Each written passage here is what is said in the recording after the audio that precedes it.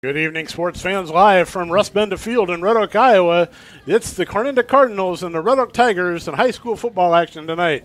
Good evening once again. This is Dan Kraus with KCSI Sports Director Matt Davis, bringing you all the action tonight from right here in Red Oak. That's right, we said Red Oak.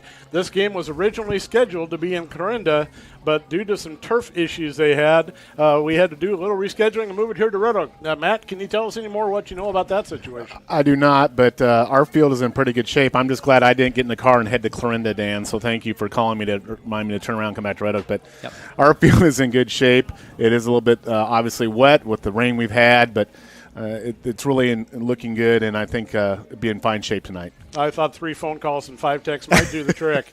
So I'm glad to see that you showed up tonight. You're right. And, big props to the Venasco boys for coming out, and I say boys, the Venasco men, for what they do for our school district and taking care of all of our facilities. And I can tell you, in comparison to the way the field looked when they had some issues a number of weeks ago, it looks very nice and ready for play tonight. Yeah, it's actually greened up. There's no standing water in the field, and this as we watch the kids in the pregame warm-ups here, I don't see a lot of slipping and sliding. There'll probably be some, obviously. And I think throughout the night, the turf will get chewed up a little bit, but right now it's in good shape. Yeah, there's no doubt about that. We can look at any kind of weather conditions. The one beautiful part about this type of weather in Red Oak on the start of an early season football game is the clouds that are on the field, so we don't have to be staring into the sun for the beginning of the game. And what a game we got going on here tonight. The Red Oak Tigers and the Clarinda Cardinals, both teams looking for their first win tonight. They're out here warming up on the field, getting their lineups together, looking at what kind of offenses they're going to be running as both teams are kind of going through their paces. And I think we have some a little bit of experience on the Clarinda side, but I would tell you that otherwise we match up pretty well. Yeah, it's going to be a good matchup tonight. Both teams, like I said, are 0-2 and coming in this game looking for a victory. And I had a chance to talk to Coach Gelber before the game, so let's see if we can get a few comments here from Coach Gelber as we preview the game tonight.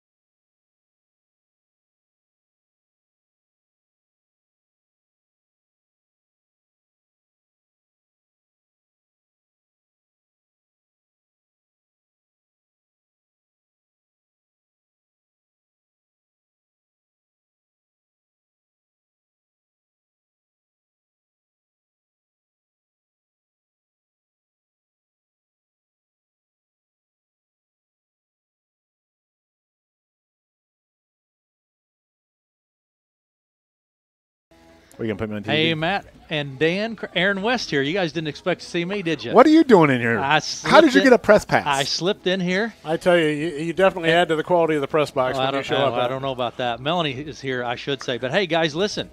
We're streaming. We got people watching right now, so we're at a pregame. You said streaming. Streaming. We're okay. video I'm streaming. glad you put an M in there because video. I didn't want the K. That's what Matt was doing in high school. We're video streaming. You can go to our YouTube page, KCSI Radio, search for that, subscribe. You can watch it there. Go to our Facebook page. There's a link there. Search for KCSI Radio. Also, there is a link on our Instagram page, so you can go there. You can find it. Call your friends, text your friends, tell them to go there, find it, and hop on. They can watch the game. Now, that said, there will be some periods when there will be dead air when we have the mics turned off. Right. That's intentional, right. So no worries. But we will have all the audio. Dan and Matt will have all the play-by-play. And we have a lot of good folks from Clarinda watching. We have a lot of good folks from here, from Red Oak, all over, really. So, but call your friends, text your friends all over the nation. If you have folks from out of state. Now, do we have blimp coverage? Is there a blimp overhead that we'll have a blimp view from overhead? No, not yet. No. You always go to that next level, I'm just Matt. checking. Hey, man, always push it. You always wanted to see what can we do next. I don't think with that 1,100-foot ceiling we got out there, Matt, the blimp is going to be able to help us tonight. That's for sure. We better step away here for a second, but call your friends, text your friends, search for KCSI Radio. Go to YouTube, Facebook, and Instagram. You can find the link, but we're going to be – and we'll be right back with more of our pregame right after this.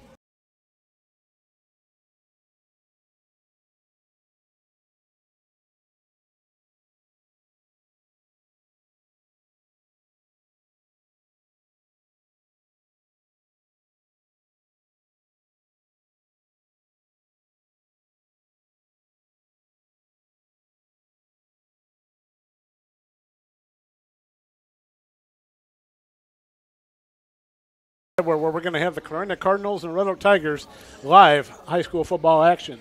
We have a special guest with us in the booth tonight, and he's going to be explaining a little bit of what he's doing.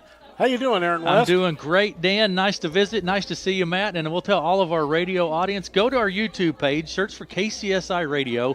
You can watch the game right there. We're going to be streaming it tonight, trying something new, branching out here. Now, and also you can go to our Facebook page, search for KCSI Radio. There's a link there. Go to our Instagram account. There's a link there as well. Click on those. It'll take you right back to our YouTube, and you can watch it. Obviously, we have some stuff pregame right now, but we're going to be here all night, and we're trying something new, and let us know what you think. So, but call your friends, text your friends, phone your friends, wherever they're at, wherever that in the nation, they can hop on our YouTube page and watch it. That's great. You know, Aaron, I'm glad to see you're fulfilling that dream of being a professional cameraman for, professional sports, and you're getting your practice here tonight. I know I got friends listening all over the country that I've contacted about this broadcast, so I hope they can tune in and enjoy it and all the action that they can watch live here from Benton Field. There you go. Yeah, absolutely. It's a good night for football and two longtime rivals matching up. And always when you match up here, it's always like to talk a little bit about the head coaches. And even the head coaches, we've got some good head coaches. Of course, Ryan Gilbert, our coach here in Red Oak, ex-Illinois State player, matching up against Colin Bevins, ex-Northwest Missouri State Bearcats. So those are two big fellas out there coaching these teams, and they're really good young coaches, and that'll be good to see them match up tonight against each other in the coaching. And I know just like we were here in Red Oak a couple years ago when Coach Gilbert got here, I spoke with a lot of people in the Clarinda area and how excited they were to be able to get Coach Bevins in to take care of this program. And so it's going to be it's been real interesting to watch him build that program, to see the things that have developed over there, and a lot of the excitement that's come from the boys and working with the coach. Yeah, absolutely. And like I say, it's been relatively close games the last 3 or 4 years for the most part between Red Oak and Clarinda. One game about 3 years came down to a last-second kick, and I think Coach Gilbert actually got his first win of the Tiger a couple years ago down in Clarinda. So it's hopefully be a good matchup tonight. Yeah, and, both teams, like I said, looking for their first win for the year. And always is a developmental thing for all the kids in high school. Of course, we don't expect them to come out and play at the professional level. But the things that they come out and they learn and they see, and what a great amount of experience we've seen over the last couple of weeks, Matt. What a great amount of things that they've learned. I'm sure there's a lot of things that they've picked up that they shouldn't do. But I'm seeing a lot of real positives, especially out of this Tiger team. Well, this year more so than any other year year, Dan, has been a challenge for all coaches across the state and the country to get your kids be able just to get on the field and then the practice and to do all those various things. And it's a shortened season, and you get right to it. And, I mean, after tonight, Dan, we're 3 games in. We're almost halfway through the season. It's just amazing. Yeah, it goes by quick. But, hey, just quickly, some other games just around in the region tonight, and we'll get your scores updated. You have Bedford at Stanton tonight. That'll be a good one. You have AHSTW at Southwest Valley. It's homecoming in Southwest Valley. Shin is at Alta Aurelia. They were supposed to play Des Moines Christian. Yes, I understand. And I believe that was canceled. I'm guessing is because of COVID reasons. But the Shenandoah was able to pick up another game. Lanix at Greene County. Trainers at East Sac. Who else we got here? Creston at Lewis Central. Lewis Central moved up to number 1 in the state in Class 3A. And then probably the biggest marquee game tonight, Dan, Southwest Iowa. Number 7th ranked Class 3A Glenwood Rams are at Harlan to take on the Cyclones, who are ranked number 3A. So we'll keep you updated on those scores throughout the night. Always a big rivalry between Harlan and Glenwood, and I imagine the fans that are going to be able to see that game tonight are going to see some great football action. We're going to take a short break. We'll be right back. You're listening to Red Oak Tiger Football on KCSI FM.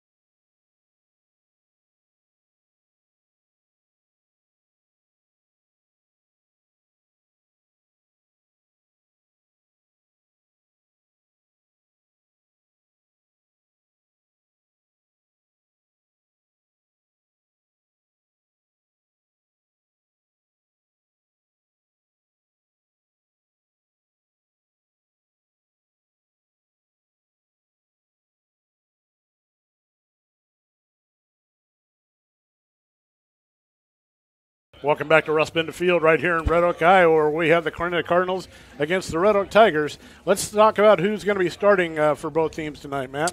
Well, we'll start with the Clarinda defensive starters, and they will start with Wyatt Schmidt, number 1 on the starter. He is a sophomore. He's also going to be the quarterback on offense.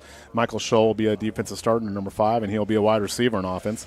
Marshall Durfay on defense. Cole Ridner, and he's our big tackler. He is quite the player. He's leading the district in tackles, so we'll be calling his number a lot today, number 18. Tayden Brown, number 23, be starting on defense. And then the big guys up front, Logan Green, number 54. He's all-district last year. He'll be starting in the line. Ethan Fast, number 56, and another big all-district player, True Howard, number 62, will be on that defensive line. Jared McNeese, number 66, will be a starter. Then Grant Joby, number 80, and Cooper Neal, number 88, round out the defensive starters for the Clarinda Cardinals. For the Red Oak Tigers offensively, you have Keith Archibald, number 72. You have Nick Fouts on the line at 53. Hunter Portales to be at center, number 77. Luke Sperling to be at guard, number 68. Cole Thornton at tackle, number 58. Jack Kling, wide receiver, number 12. Fernando Lepe at wide receiver, number 88. Dawson Bond at running back, number 8. Riley Fouts, tailback, number 20. Austin Johnson at slot back, number 24. And our quarterback, freshman Max DeVries, number 7. Those are your Red Oak offensive starters. Sounds like a good setup to get started, and a lot of chance for both opportunities for each team to come out and show what they've got from the beginning. And we got some pretty good conditions out here. You would think with the way the weather was most of the day that we might have a bit of a challenge to face. But what do you think tonight, these field conditions, Matt? Does it favor ground or a passing game? Well, Clarinda's actually been passing the ball a little bit more. We'll see if that stay with that or if they go more of the ground and pound tonight. But I think the biggest thing for both teams tonight, probably the first game for both teams we're experiencing playing with a wet ball. And the simple things like the exchange from the quarterback, center snaps, shotguns, those are just, you got to secure that ball. And I think that's a big thing, ball security, because it will be a wet ball tonight. But I think for most players, they've been practicing in it this week, so they've had some rain on Wednesdays and Thursdays. They have had a little experience with that to get used to that. That'll be a key to the game as well. But I think early, just like most games, Dan, I think it's a team that can minimize mistakes, play to their advantage. I will say Clarinda, I think, has a pretty big size advantage on both the defensive offensive lines. I'm not so sure Rogue has a little bit more speed, though, out there on terms of their offensive defense. I will just see how that plays out. That's why we play the game, and we're going to play the game here after bit. But right now we're going to take a break and have a few of our sponsors on. You're listening to live Red Oak Tiger football from KCSI FM, Red Oak, Iowa.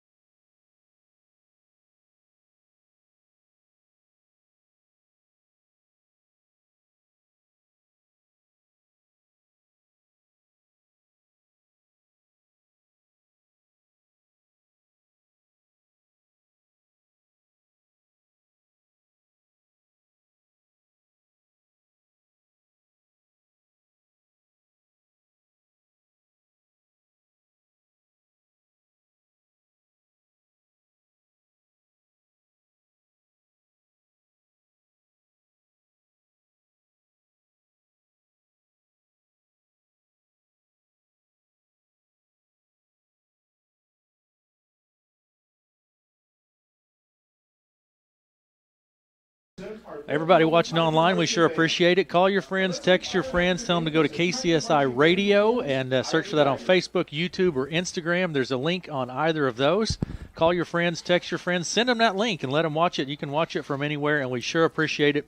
And we're going to get back to our live radio audience here in a minute, but we're going to have the football game start to finish right here, and we sure appreciate you watching here with us on KCSI.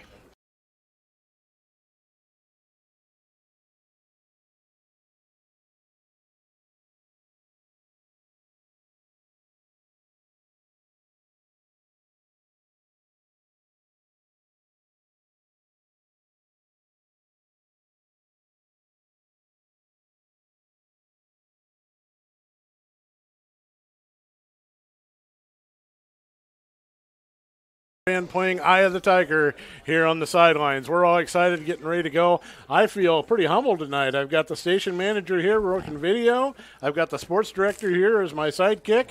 We're going to have some fun tonight, guys. I can just feel it. Well, I had to eat my pizza here. I'm not sure where I got the sports director label. I'm not sure how I got that position so high, so quickly in the hierarchy of KCSI Radio. Trying to get you a raise, man. But I am a fast riser in the ranks of radio, I'm sure. When the owner of the station gives you that title, Matt, then you got it. Okay. That's how that works. You take it. That's how it works. I'm not sure what I'm directing. I have problems directing myself, but if I'm a sports director, fine. That'd be great. Yeah, like I said, the field conditions are going to be all right for the game tonight. We don't have that much to worry about, but the band is going to be playing the pregame, it looks like, over here on the side along the track. And, of course, because of their COVID guidelines, they're now playing from that location. They're not located in the stands like they have before. If you haven't been to a game in Red Oak yet this year, you know that the stands are divided up each rows, and they got every other row with a blue tape on it. We're asking the fans to do a little social distancing.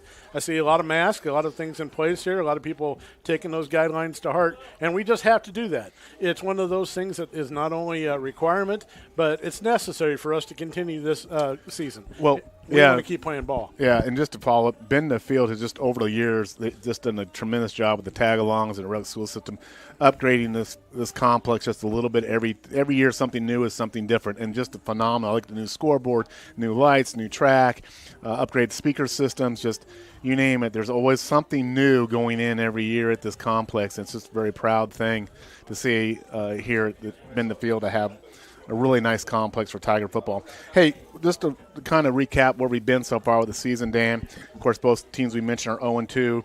Red Oak had an opening season loss to Riverside in their first game, and in the second game were beaten as well. Clarinda started with a tough game against Trainer, which is perennial good 1-8 school. Close game loss to them, and they lost a high-scoring game last week to Panorama, 41-31. So both teams, have had some really good competition so far on the season, and that's why you look at that 0-2 record, say, maybe a little deceiving because they've really played some tough teams right off the bat. So, and the thing I think is important with that, Matt, is the team has demonstrated they have the ability to score. So that tells me they're doing some things right. And going against a team like Panorama, that we knew that was going to be a big game to start off with. And I think the fans were not disappointed with that. Yeah, the Red Oak opponents, Riverside and South Valley, are undefeated. They're both 5-0. I mean, neither one team has lost a game so far this year, and they're favorites tonight. So, that just speaks to the quality of the competition so far. But third game of the season, the kids have had, both teams had 3 or 4 weeks of practice, and this is where you hope you see a little bit more transition, a little progression, regardless of the scoreboard for either team. Play hard, play next game, play each half. It's so important for developmental things. We hear that from Coach Gilbert all the time. That's right.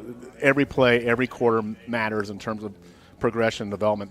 Now, tomorrow on the same very field, Dan, we're going to have, 5, 6 We have our JVAA program that's going to be very prevalent here tomorrow. The weather is going to be improving. I'm going to encourage people to come out and see these kids and all the effort they put forth. We got some fantastic parent volunteers that are helping out with this, and kind of reflect back on what you were talking about.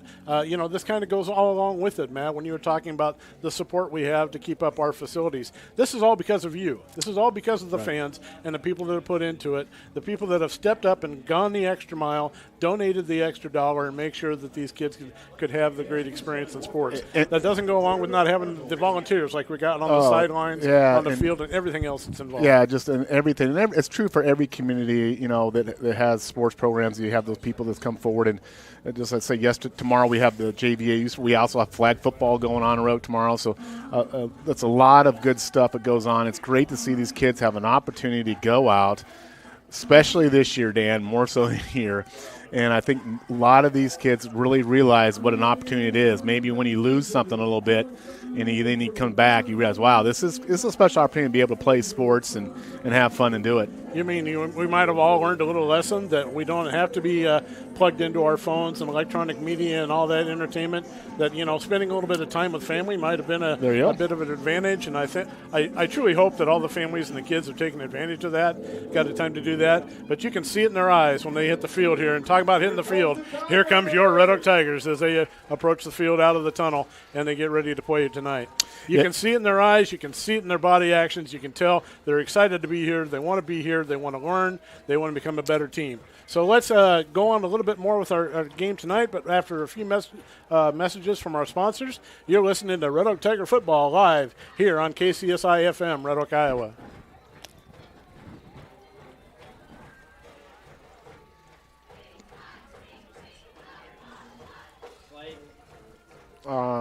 Four commercials, please. Hey, Lori, that list, if we can't get it, since I forgot to bring it, we don't have it right ahead of us, so we'll just tell you the number of, so play 4. You know how a guy's going to be married for many years? He goes ahead and owns up to the mistake before his wife calls him. I had 3 of those sheets laying on my desk, and they're, anyway. Oh, you know what, Lori? We got the national anthem. Go, just keep it, Lori, until they get back to you. Because it's national anthem. And honor the survivors of the attacks of September 11th, 2001.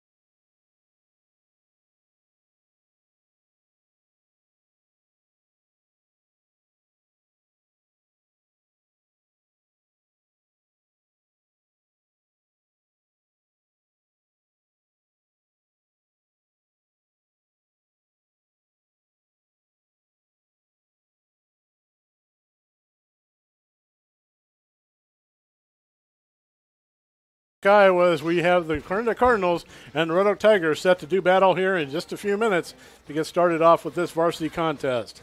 So what do you think, Matt? Give me some keys to this game. Well, I think for Clarinda, I think you're going to look for Schmidt Scholl. He's their big play receiver out there. That's a passing combination they got to pay attention to. And then I think also just early on, the line play, offensive and defensive, like I say, I think Clarinda has a really big size advantage on both sides of those lines. We'll see how the Tigers do handling that. I think the key for the Tigers is to stay in the game first quarter. Just stay in the game, try to always get settled in.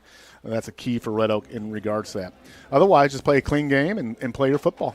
All right, it's great to get a chance to start off here. We got both teams going on to their sidelines, getting their last-minute instructions. And I think Red Oak's relatively healthy. Carter Biggerstaff will not be playing tonight, but I think he had a hand injury. But otherwise, they're healthy and play. I know Nick Spouts' ankle's taped up a little bit, but he's out there playing. Nick's a tough kid. He'll be playing. And otherwise, I think everything's good to go for the Tigers. Big Crew Howard is the Clarinda Cardinal that's approaching midfield, and, of course, Fernando Lepe for the Tigers, as they're going to go through the ceremonial coin toss to find out who starts possession and who defends which goal here to begin the game. And looks like Clarinda has deferred. They won the toss. They defer it. So Red Oak will receive the ball to start the game. They'll be defending the south goal line, so when Red Oak gets the ball, the kickoff, they'll be moving from south to north. And like I said, a little cooler weather. We're a little different clothing that we're seeing on the fans tonight than the first time we were here this year. But still, we got it all set to get ready to go. We've got a lot of our field officials are from Shenandoah tonight, so they didn't have far to drive. And the Red Oak coaches are calling the players out onto the field to give them the final instructions here for this kickoff. Something we learned, and they learned a lot of lessons about kickoff in the last game, didn't they? Yeah, there was a lot. We've seen a lot of unique kickoffs, actually. Riverside did a lot of short kicks, and then, I think the Clarinda has a very good kicker, by the way, and now you speak of that. Nathan Barnes, their kicker, he's a very good kicker, and he's got a pretty good leg on him, so I would imagine he'll be kicking these deep to Red Oak, but we'll see here in a moment. Yeah, we're just another step and return to normalcy here, folks. It's just so great to be able to come out here on Friday night and enjoy a high school football game. And, of course, with the start of the professional season last night and the start of the college football season tomorrow. How'd your Chiefs do last night, How did the Chiefs do last night? How about them Chiefs, huh? I tell you, they started off in that drive by the Texans, and I thought, okay, defense, got to shore it up a little bit. But, boy, it sure didn't take long, did it? No. An exciting new running back from LSU that's running for the Chiefs, and boy, did he make some electricity last night. We got the teams out on the field. It looks like we've got 5, 4, and 2. That means 11, and 11 on the other side. Fans, it's Friday night, and we're under the lights. Who's ready for some Tiger football? And here we go. Clarinda approaches the ball, and they're going to be kicking. And this one's going to go fairly deep. Going to be picked up by number 24, Austin Jones for the Tigers. He's going to try it here on the near side, and he's stopped by number 7 of the Clarinda Cardinals, Marshall Durfee. He's going to be running out of bounds, and the ball's going to be placed near the 20-yard line.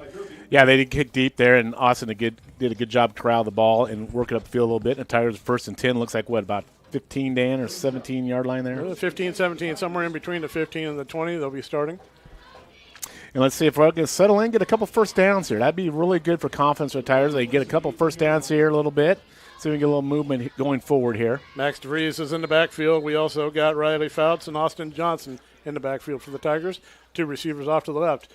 DeVries takes a snap. He's going to hand it off to Johnson. Johnson's going to try to get back to the line of scrimmage, but is brought down by a swarming Clarinda Cardinal defense. Yeah, right there on the spot was Ethan Fast with that tackle on Logan Green. There's that defensive line we talked about right there making the first stop of the game against Tigers. There's only 4 of them up front, but that looks like a big, solid mass of humanity up there to try to take care of. They're big guys there, no doubt.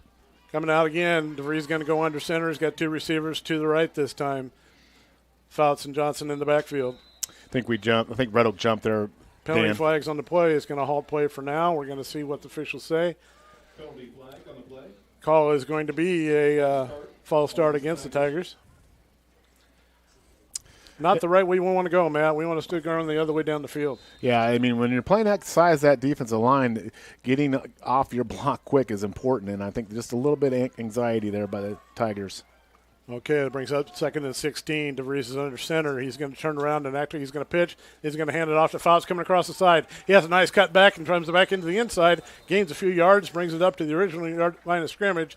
So we're going to be looking at about 3rd and 10 for the Tigers. Nice little new wrinkle there we haven't seen this season yet, Dan. A little inside trap to Riley, and Riley cut it back up in there and got some positive yardage. 11 minutes remains in the first quarter. We're scoreless here at Bend Field here in Red Oak. Once again, this is Dan Krause and Matt Davis bringing you live Red Oak Tiger football. Brings up 3rd and 11. Going to bring 3rd and 11. Is that going to come up? DeVries is under center. He's going to take the snap. He's going to drop back, act like he's going to throw it, and he is caught by a Clarinda Cardinal that come around the far side. That's Mason McCarnan that caught him in the backfield and dropped him for a loss. Yeah, big loss there. He came untouched and just had a free shot at Max and took him down. So it looks like the Tigers are going to be placing like a 4th and 16 from their own 16-yard line. Yeah, I don't know. I think he came on a blitz there, and we didn't count for that blitz on that side, and Max had no chance there. Going to move it back even farther. They're going to be back on the 10-yard line. So we're set up in punt formation. Clarinda has deep back, ready for the ball. Number 23, Taden Brown. Punt is up and away. Good punt down the middle of the field. Brown comes up to it. Oh. He takes the ball, drops it, but he's on it right away. And it's a good thing because right there to cover him was number 8, Dawson Bond for the Tigers. Yeah. Looks like Clarinda's going to take over near the 42-yard line on the wrong side of the 50. Yeah, and that's another thing on punts and special teams. Again, ball security, just like we talked about in pregame about quarterback snaps and exchanges, also on those punts and kickoffs, securing the ball as it comes down. So now we're going to see the Clarinda offense and the Red Oak Tiger defense. As the Clarinda offense approaches the line, there's going to be the quarterback, Wyatt Schmidt's going to take a shotgun position. He's going to have Taden Brown to his side, 2 receivers to the right, 1 to the left. He takes the snap from shotgun. He's looking for Scholl right now. Going to go whack deep. And looks like we're going to have a penalty, I think, Dan, the pass was incomplete, was going to Scholl, was being covered by Dawson Bond, but we have a penalty flag on the play, and it looks like it's going to be a pass interference. Scholl got beyond Dawson, and Dawson tried to catch up, and the ball hung in the air, and Dawson made a little contact before the ball got to Scholl, so they're going to put that as pass interference and mark that off against the Tigers. So pass interference is a call against the Tigers. It's going to bring the first down, of course, automatic first down on that. But that's 15 yards from the beginning of the play last time. Bring up 1st and 10 for the Clarinda Cardinals. Once again, 9:55 ends in the first quarter, and we're scoreless here at Bend Field. Yeah, and like I said, I think they're going to go to Scholl a lot tonight in their passing attack, and they got him out here again on this side. Wyatt Schmidt's the quarterback for the Cardinals. He's back in the shotgun formation. He takes the snap, and he's going to hand it off. The number 23 is going to cut through the defense and go over the right side. That's Taden Brown, the ball carrier for Clarinda, and he stopped after a gain of about 8-9 yards. Big hole there. Ryan Johnson came up from safety spot to make the stick to get him on the ground. A big hole there for Taden Brown. He took advantage of it. So it looks like a 2nd and 3. Ball is placed near the 19-yard line. And they're going pretty basic, Dan. They're just going 1 eye back, 2 out on each side. They're not spending a lot of time in the huddle either. We got 2 backs in the backfield now with Schmidt. He's going back in the shotgun formation again. He takes the snap and is going to hand it off again to Brown. Brown's going to go over that right side again, and he's going to gain enough yards for the first down, being brought down near the 10-yard line to be a first down for the Cardinals. Yeah, working that same side again on the Tigers, just going right the same spot again and getting some good yardage. He's finding some open field there to get through, and the Tigers have got to close those holes and make sure that he doesn't get those opportunities to get that yardage on the inside. Yeah, they're working behind number 62, Crew Howard there, and he's a big man out of their guard spot. Schmidt in the shotgun position. He takes the snap. He's going to act like he's going to hand it off, but he's going to keep it. He's going to try to go around the right side, but he is stopped by the Red Oak Tiger defense. Good tackle in there. I believe that was Cole Thornton, on that tackle. Good tackle. Looks like Schmidt had made the read like he wanted to go the other direction and only got a yard out of the play. Cole stayed home on his defensive end spot and was there to make the tackle and got him on the ground. Good stop by the Tigers. 2nd and 9 for the Clarinda offense. Now ball is on the 11-yard line, so they're really close to pay dirt. Let's see what they come out with for a play here. Smith's going to be back in the shotgun position again. He's got Brown back in the backfield with him. Boy, they're bringing Show way wide left. Way wide left, 2 receivers to the right. And let's see what they're going to do. They're still reading. Going to hand it off to Brown. Brown's going to find some room around the outside. He's driving, and he is into the end zone for a touchdown for the Cardinals. Little RPO run pass option there for Schmidt. He held the ball in Taden's stomach and waited the last minute and gave it to him, and he had a clear path into the end zone, in the corner of the end zone. Looked like a dance for about 10 yards out there, and then they finally decided what play they wanted to go to. And really good run pass. If he didn't have the run, he pulled it up and he either had a little pass or take it himself. So 8:09 remains in the first quarter. Clarinda strikes first. They're up 6-0, and they are going after the point after attempt. Looks like they're going to kick for it. We have number 38, Nathan Barnes, out there to kick the extra point. Yeah, and he's a good kicker, got a good leg on him. So. And the kick is And as up, I say that, I think he just missed. And he just shanked it off to the right. So 8:09 remains in your first quarter. It's the Clarinda Cardinals 6, Red Oak Tigers 0. We're going to take a break. We'll be back after a couple messages from our sponsors. You're listening to Red Oak Tiger Football on KCSI FM, Red Oak, Iowa.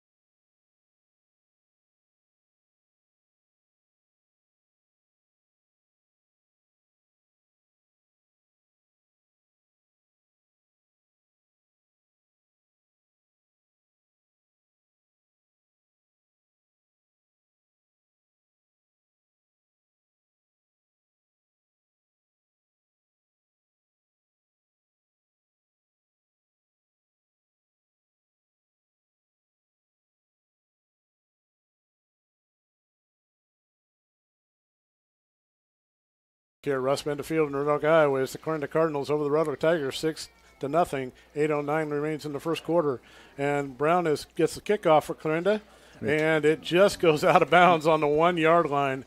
He did a really good job on placing that ball, but it does go out of bounds. That means that the Tigers will take over with better field position than that. I think they'll mark that either the 35 or the 40 because it did go out of bounds. He kicked it deep, but just didn't quite get in the end zone. The difference of 1 yard is a touchback or the ball on the, I'm not sure where they said it, 35 or 40, I think. We got some exciting things to share with you tonight about the coverage that we're doing, and we're going to let Aaron West describe what he's doing here. Yeah, so we're streaming here tonight so you can go to our Facebook page. There's a link, our YouTube page. That's where we're streaming from.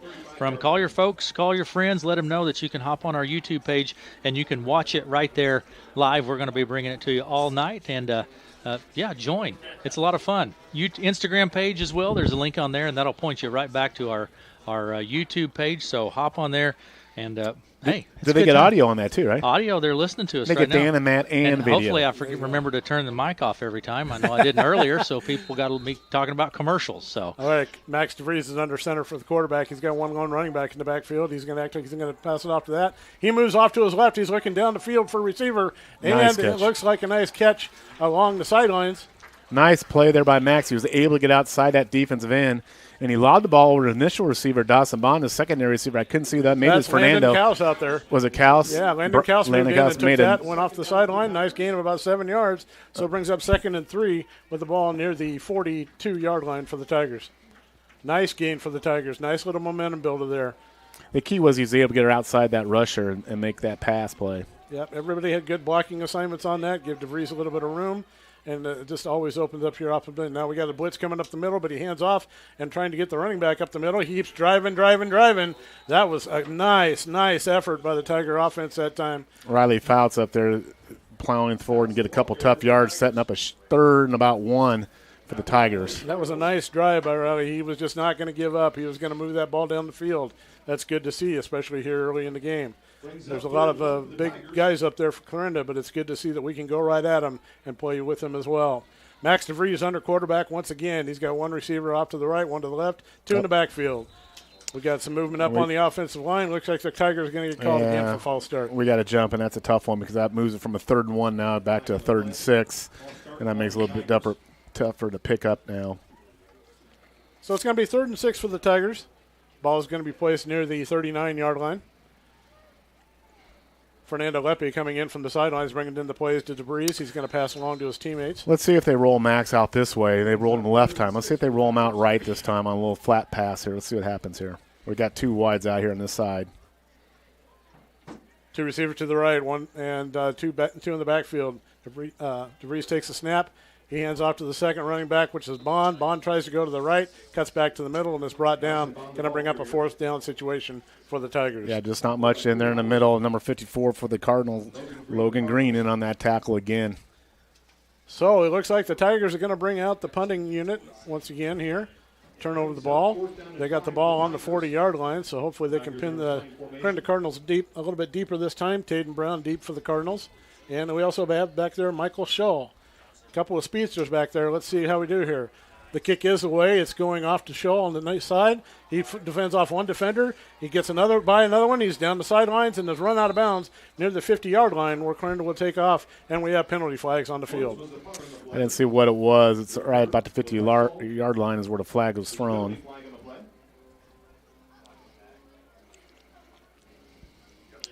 It looks like it's going to be a push in the back on Clarinda. Yeah, it's blocking back called on the Cardinals, so we're going to see that's going to move them back a little bit. Moves them onto the right side of the 50 as far as we're concerned. Bring the ball down to the 41-yard line as they're going from north to south here at Benda Field. Tiger defense approaches the line. They're ready to see what Clarinda is going to throw at them this time. Once again, Wyatt Schmidt is in the backfield. Looks like he's got Mr. Brown back there in the back with him. 2 receivers to the left, 1 to the right. Schmidt's in the shotgun position. The receiver moves across from the left to the right now, and Schmidt takes the snap, hands it off to Brown. Brown cuts back to the side, and he's got a wide open on the left side. Finally run out of bounds near the 41-yard line on the other side of the 50. Nice little cut back there, but Taden Brown, Landon Kaus was in there just a little bit off on the pursuit, overran it just a bit, and Brown cut back on him and had positive yardage. Another first down for the Clarinda Cardinals. 6-0-6 remains in the first quarter. Cardinals 6, Tigers 0 so far in this game. Brown so far 3 carries for 25 yards. And one of the Tigers picking up some lost equipment on the ground there. As they get back into position, Clarinda offense approaches the line. Once again, Schmidt is back in the shotgun position. He's got Brown off to his side. 2 receivers to the left, 1 to the right. Schmidt takes a step from the shotgun position. He throws the pass up, and it's batted up in the air and almost intercepted. The pass was intended for number 26, Isaac Jones of the Cardinals. Yeah, just a high pass and couldn't connect there. But actually was well defended as well by the Tigers. So it'll be set as 2nd and 10 now for Cardinals at 44 of Red Oak. Schmidt had just a little too much mustard on that hot dog. It just went right into the receiver's hands and it bounced right back out. So we're at 2nd and 10, ball on the 43-yard line. Clarinda brings their offense to the field. Schmidt in the backfield with Brown to the right. 1 receiver left, 2 receivers to the right. He takes a shotgun snap, and he's working his way to the right side of the field. Good pursuit there. And good pursuit by the Red Oak Tiger offense or defense. Riley Fouts, Dan, came through and really forced that play back and turned him up sooner he wanted to go. And Nick Fouts was there to lay him out and put him down. So it sets up a 3rd and 9 here. Big play for the Tigers to try to hold Clarinda here. Now it's just going to be about recognition now. It's going to be what are they going to throw at us and how are they going to go about doing that. And it was good to see good, clean tackling in there. I thought maybe I saw something that shouldn't have been, but that was corrected. Yeah, almost really a horse collar, but not quite. He corrected it really quick. Okay, Schmidt is back in the shotgun position. 2 running backs in the back. He runs back for the pass. He's looking to his left. He's going to throw it up high to his left. And it's going to be complete to number 26, Isaac Jones. Isaac Jones was under double coverage but stepped between the defenders to bring the pass down. He is brought down, though, near the 15-yard line. It'll be a first down for the Cardinals. He's a big receiver, but that ball hung in the air, and the Tigers lost sight of it when it was in the air. They were there to make the coverage, but when the ball was in the air, they just overplayed it, jumped a little too soon, and Isaac went up and got it. Pass defense is going to have to shore up on that just a little bit. You put 2 guys on it. Somebody's got to make the play. He's a 6'2" sophomore out there, so he's a big target. Wyatt Schmidt back in the shotgun position. He's got a running back on both sides of him now with the receiver on each end of the offensive line. He drops back for a pass and is being pressured by the Tiger defense. And he's got a pass that's complete off to the near side. That's caught by number 6, Xander Pullen, or was that Shaw? Michael Scholl. Michael Scholl made the catch. Made a good catch there in traffic. Schmidt rolled out and hit him on the run. Almost thought he crossed the line of scrimmage real close there, but he got the pass off and moved the Cardinals down within the 4-yard line, against the Tigers' 4-yard line. Yeah, they're going to call it a first down and goal to go for the Clarinda Cardinals. 4:23 remains in the first quarter. Clarinda 6, Red Oak 0. Clarinda is down on the 5-yard line. Schmidt takes the snap in the shotgun position. He hands it off to Brown. Brown breaks through the line on the right side, and he's into the end zone for a touchdown for the Cardinals. Brown's second touchdown of the game is 12-0 Cardinals. Right over the left end there, followed a block with Cole Redner on that for the touchdown. Found a lot of room to run in through there. He had a lot of opportunities that was made by his offensive line. They opened up a lot of room for him just to walk right into the end zone. So it looks like they're going to set up for the extra point again. Two key third downs so far, Red Oak. Offensively and defensively, they did not make the plays. They've been important so far in this game. Snap is back. The holder puts it down. Nathan Barnes puts the kick up, and I believe this time that kick is going to be good. So we have 4 minutes and 12 seconds remains in the first quarter. Clarinda takes a 13-0 lead over the Tigers. We'll be back after a couple messages. You're listening to Red Oak Tiger Football live on KCSI FM, Red Oak, Iowa. How many you want? 2. 2, Lori, please. 4-minute break.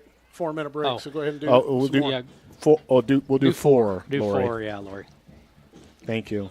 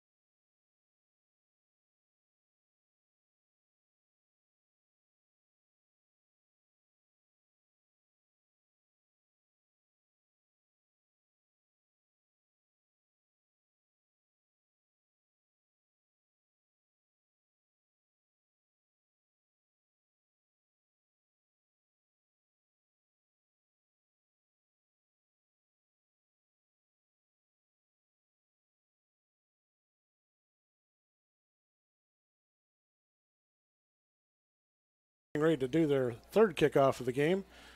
Mr. Brown is back, and he's approaching the ball, kicks it really high kick down the middle of the field. Austin Johnson takes it for the Tigers, picks it up around the 8-yard line. He's going to go to the far end of the field. Now he's going to try to break back and loses his footing. He's going to be brought down near the 14-yard line where the Tigers will take over first down. Yeah, this is a wet field, and it's going to be really hard to make those plants and cut back like that.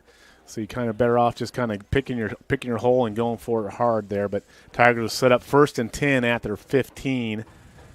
And we hope you're enjoying both the audio streaming and the video streaming that we're offering this week for KCSI. Give us some comments. Tell us what you think. Give us some pointers, especially for these two rookies up in the booth that are trying to figure out how to do this radio thing.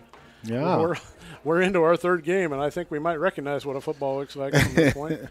Red Oak Tiger offense approaches the field. Big Hunter Portales takes his position over the ball as a center. Max DeVries comes back to quarterback. He's right behind Portales, one running back in the back. Snap is away. Fake handoff to the running back, and DeVries is stopped in the backfield by the swarming Cardinal defense. Looks like he's been dropped for about 4 yards. The Tigers will take over on the 10-yard line, 2nd down and 14. Yeah, it looked like Howard was in there on a tackle, as well as Logan Green again. That's the defensive line we talked about, Dan. They're very dominant there. Max had just trying to step up in the pocket and it collapsed on him. He had some receivers open. He just couldn't get that time to let it go. Got your opponent down on the 15-yard line. You can pin your ears back and bring the dogs and make something happen. That's what they did there. So the Tigers will approach the line, 2nd and 14 on the 11. Ball was on the 11-yard line. DeVries gets it back on behind the center. He's going to pitch it back to Johnson in the backfield. Johnson's going to try the far side, but he is met by a bunch of Clarinda Cardinals there and dropped for a loss. And they rallied to the ball. All 11 Cardinals were around that ball at the completion of the tackle there. So they're not only on a defensive line, but they're rallying the ball very well defensively. So it's going to be 3rd and a bunch, as they say here for the Tigers. Yeah, right here you just want to – nothing fancy here. Just try to get some positive yardage in this long distance stance. 3rd and about 20 here. We got 3rd and 14, or what is it, 3rd and – Ball has been moved back all the way to the 7-yard 3rd line. and 16. So that brings up 3rd and 16 for the Tigers.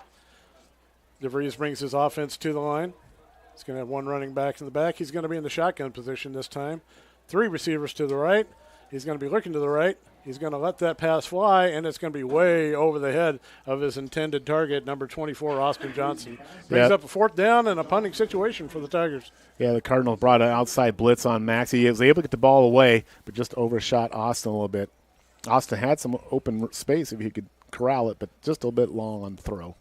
Trying to put some things together here, trying to make some positive yardage, trying to feel the things out here for the Tigers. And it looks like we got Braden Woods back punting tonight. Austin's been punting the last 2 games. Look, they may switch Dan to Braden Wood. Woody's back there punting tonight. I saw him practicing, and I thought that was him doing it, and he's back there and gets the punt off this time. We got a flag. It's a bit rushed. We do have a flag.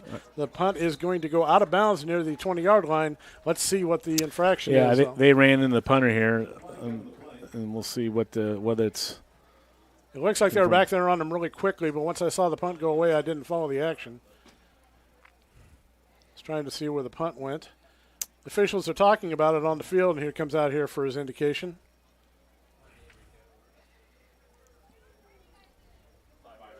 Five-yard penalty for running into the kicker is what's assessed. So I think Red Oak will probably take the penalty and kick it again would be my guess. Yeah, they'll mark it off, and then Red Oak will re-kick. Running into the kicker was the penalty. To me, Dan, it looked like you got him pretty good. That's a pretty generous call there. It's going to bring the ball out to the 13-yard line where we're going to do it again. Braden Woods is going to be back, make the punt for the Tigers. He picks the ball up off the ground. There's a better kick. A better kick for Woods that time towards the middle of the field. And it is brought down by Michael Scholl in the middle of the field, but he's got great field position. Looks like they're going to mark it near the 40-yard line, but the Clarinda Cardinals will take over, 1st down. 13-0 Clarinda with 2:19 to go in the first quarter. And things we've seen so far, one thing I would say the common theme so far this season, Dan, has been field position. Red Oak's always playing on a short field, hard to get that team off our side, and here they are. The Cardinals set up on the Red Oak side of the field already, 1st and 10. Let's see how the Tiger defense does on recognition now. We've got Schmidt in the backfield with 2 running backs back there. He takes a shotgun snap, and he drops back, runs into one of his guys, but now he completes the pass here on the near side. One of his favorite targets, number 26, Isaac Jones. Jones dukes the defender and is brought down near the 30-yard line. Nice gain for Clarinda. It's going to be enough for a 1st down. Yeah, made a nice comeback. Isaac came back, saw his quarterback roll, came back to the quarterback, got the ball, spin back up, and got some good positive yards. Got some yards after contact. So we're going to move the chains a little bit here with 2:08 remains in the first quarter. Clarinda is on the march with the ball near the 30-yard line. Schmidt is back in shotgun position again with 2 running backs back there with him. He takes the snap and is going to hand it off. Cole Ridner is going to go around the right side this time, but he cuts back to the middle. But plenty of room to run in there, and he's finally brought down near the 17-yard line. Big hole there, Dan, and he took advantage of that. Wasn't even hit until 10 yards past the line of scrimmage there, and the Tigers were able to get him down. First quarter, Dan, Southwest Valley 14, AHSTW 6. Okay, you'll keep it up on that. Thanks, Lori, for getting us those scores. Schmidt's back in the shotgun position again, same position he had before. 2 running backs back there in the backfield. He's going to hand it back off again. Same running back, number 18, Cole Ridner. Cole Ridner turns towards the middle of that time, and the Tiger defense does a better job of stuffing the middle good of tough that run line. there by Cole. Nick Faust wrestled him down, but He was a load, Ridner, to get down. Ridner hits that hole hard, and he goes, Dan. And these running backs know that they don't go down when they're first touched. They keep fighting for yards, and that's when you get those advantages. Ridner's listed at 5'9". I cannot believe he's 5'9". He looks better than 5'9" to me. Like trying to tackle a fire plug out there when it comes at you. Schmidt back in the shotgun position again. 2 running backs in the backfield with him. He takes the snap. He's going to hand it off to Brown again. He's going to turn it off to the left side. He's going to be stopped after a couple-yard gain, but we have a penalty flag on the field. That could be holding coming back. It looks like Luke Sperling in on a tackle for the Tigers there. Let's see what we got a call from the guys in the stripes. It is a holding on Clarinda, so I'll move them back 10. Set up what? It'll be a second and what, Dan, about well, it looks like it's going to be about 2nd and 12. 2nd and 12. Going to move the ball out near the 21-yard line. So and what we've seen, Dan, is really that offensive line is really controlling this game. That's where the game's being won for Clarinda right now. They're having their way offensively on that line. Schmidt's in the backfield. He's back there with Taden Brown, number 23. He's got 1 receiver to the right or left, 2 to the right. He's going to look for the pass. He's looking towards the middle of the field. Now he's going to look off to his left. He's looking for a receiver that's wide open in the end zone. Nice coverage by the Tigers, but it's brought down by number 80 for Clarinda. Grant Jobe makes the catch. Another touchdown for Clarinda. He had all day back there, and Wyatt Smith rolled out and just kind of lofted a nice little touch pass. And again, another big wide receiver for Clarinda. He's 6'5", Dan. He went up over, I think Sandholm, Mr. Sandholm was out there and just went up over him, got the ball. Basically, Schmidt told him where to go, pointed to the point on the field that he wanted him to. He got there, and the ball was right there waiting for him when he got there. So we got 37 seconds remaining in the first quarter. Clarinda has taken a 19-0 lead over the Tigers at this point. Looks like they're going to go for 2. Schmidt's back in the shotgun position. 2 running backs back there with him. He's going to hand it off. Nope, he's going to keep it himself. Go up the middle and found an opening, and he's in for the 2-point conversion. That's that run-pass option. He held it in the belly, and then that time he kept it, Dan. Quarterback did, and tucked up, went in and got 2 points. 37 seconds left in the first quarter. It's Clarinda Cardinals 21, Red Oak Tigers 0. We'll be back after a couple messages. You're listening to Red Oak Tiger Football on KCSI FM, Red Oak, Iowa.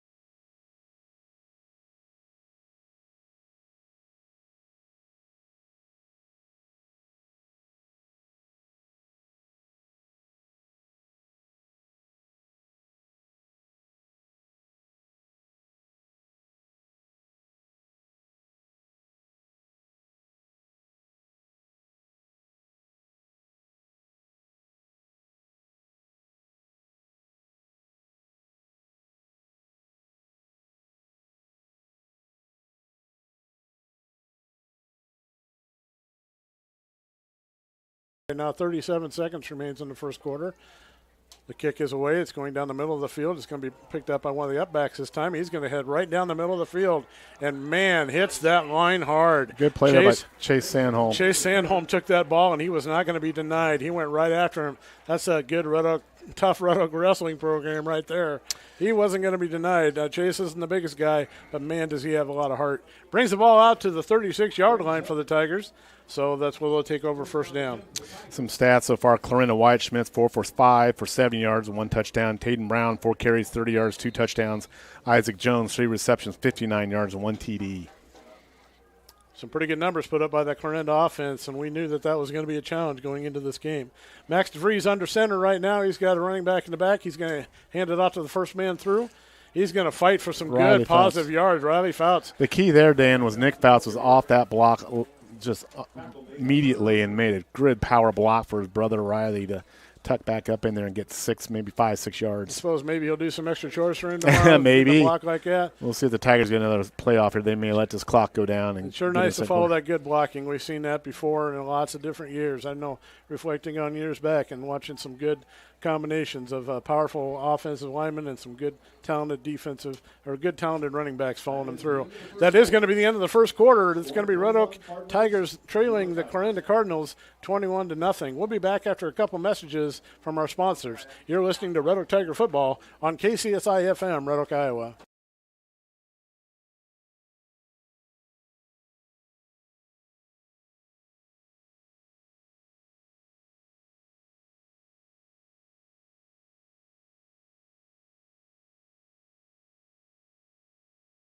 Thanks to everybody listening online, watching online. Call your friends, text your friends, let them know. We've had it's a learning experience here, Matt and Dan, I'll tell you what. So Yep. we're getting there. Yep. We're getting there, and I appreciate people watching. And text your friends from across the country. Let them know they can go to KCSI on our Facebook page, on our Instagram account. It'll point you right back to our YouTube page. Like and subscribe there, and we'll keep bringing it to you all night long here. So I would like to say, you would think that the college students that couldn't be home would be watching yeah, that, but that's not necessarily the case. Not this necessarily year. the case. We got people that moved away that like to get on and watch, and we're hoping that they join us here. And all the folks down in Clarinda, thanks to them for Yep, watching. Absolutely. A lot of good folks. Absolutely. 21-0, the Clarinda Cardinals over the Red Oak Tigers here. We're just getting started into the second quarter, and we're looking at a real powerful Clarinda offense that knows how to move the ball, Matt. Well, they're taking care of the ball. They no drops, no false starts, good execution, good blocking, just real basic football. And it's 21-0, and really I would say they've worked on that short field, which is again for Red Oak, you'd like to make a team go the whole length of the field, but Clarinda has had the field position so far all night. Now the Tigers actually have some decent field position, are 2nd and 4 on their own 42. Max DeVries under center. He's going to hand it off to the first man through. They read it this time a little better. No gain that time for the Tigers. Yeah, Crew Howard in on that tackle, as well as Marshall Durfee. Rodney Faust did everything he could, but he was met just as soon as he got the ball that time. So another challenge for the Tiger offense now. It's going to bring up 3rd and 4 at the ball near the 42-yard line. They're going from north to south. Yeah, let's see if we can get Max on a rollout. I think that's been their favorite play. Roll him out, try to get him away from that, just standing back in the pocket. DeVries is going to be up under center this time. 2 running backs in the backfield. He's going to take the snap, and he's going to act like he hands it off. Looks like the second man through. Once again, stopped right at the line. No gain for the Tigers on that. Going to bring up a 4th down. Logan Green in on that tackle. Yeah, they tried to go a little quick belly up, fullback action. Wasn't there. Looks like we're going to probably punt here, I believe. Lots of exchange of personnel off the sideline here, so looks like we're going to punt. Number 22, Braden Woods, back for the Tigers. Clarinda's going to drop their 2 speedsters back. Mr. Scholl, Michael Scholl, number 5, number 23, Taden Brown. Braden Woods back to punt. Woods picks up the snap off the ground again, gets the punt off going towards the far sidelines, and it looks like it's going to roll out of bounds near the 34-yard line, where Clarinda will take over first down. Yeah, this actually would probably be Clarinda's worst starting field position so far, as they'll start here to this drive on their own 33-yard line. So as it starts to get a little darker here and the lights take over at Benda Field, we got 10:41 remains in the first half of this game. Clarinda leads the Tigers 21-0. Yeah, defensively for the Tigers, Ryan Johnson with 2 tackles, Cole Thornton with 2 tackles so far, and Chase Ansholm and Luke Sperling at the tackle each. As they come up and try to recognize what Clarinda's going to throw this time, it looks like that Mr. Schmidt is back in the shotgun formation again. He's looking to pass it one more time. He's got plenty of time in the background, and he's going deep.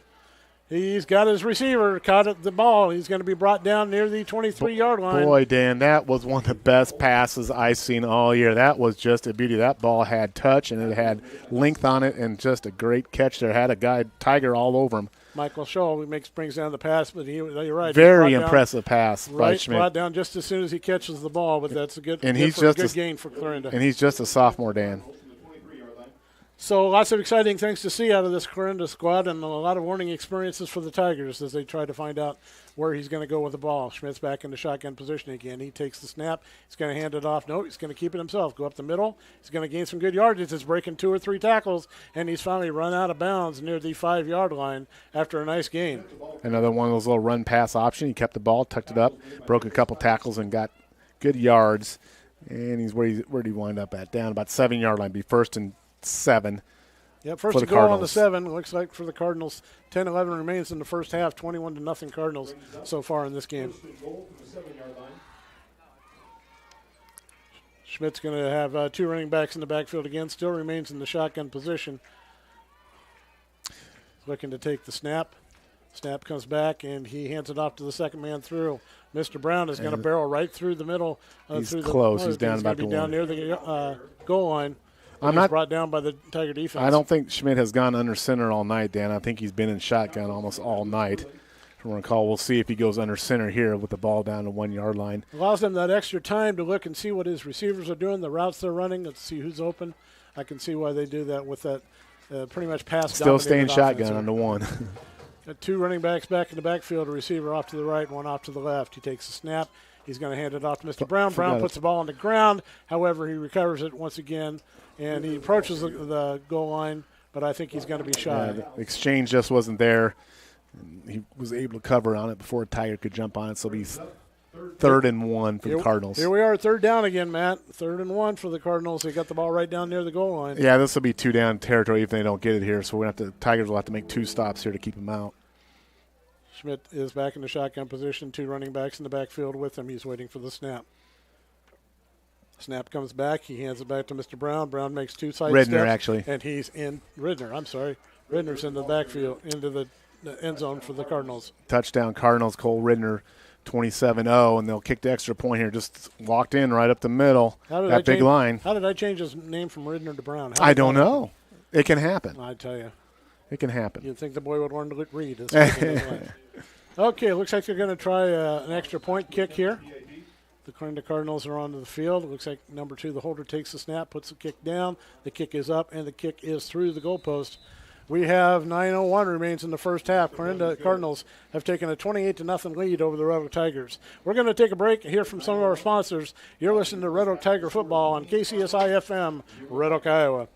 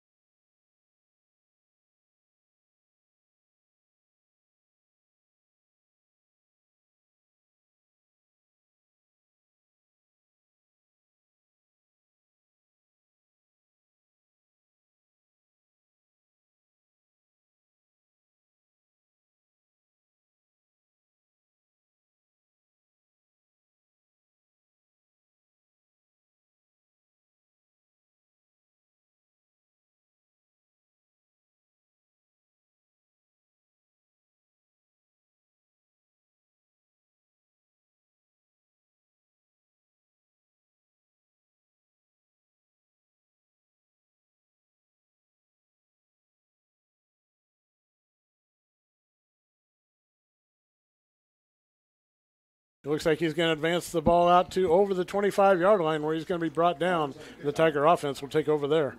Yeah, and give you some update on some of the stats. Wyatt Smith's now 5 for 6 for 114 yards. Taden Brown, 4 carries, 30 yards. Isaac Jones, 3 receptions, 59 yards for Clarinda. Red Oak Max DeVries is 1 for 2, 7 yards. Riley Fouts, 5 carries, 13 yards. And Red Oak will be out here starting 1st and 10 on their 26-yard line, going to the south end zone.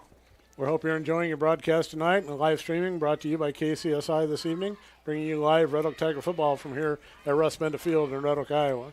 Turf conditions didn't allow us to play in Clarinda, so we are here home tonight. Max DeVries under center as he leads the offense going south down the field.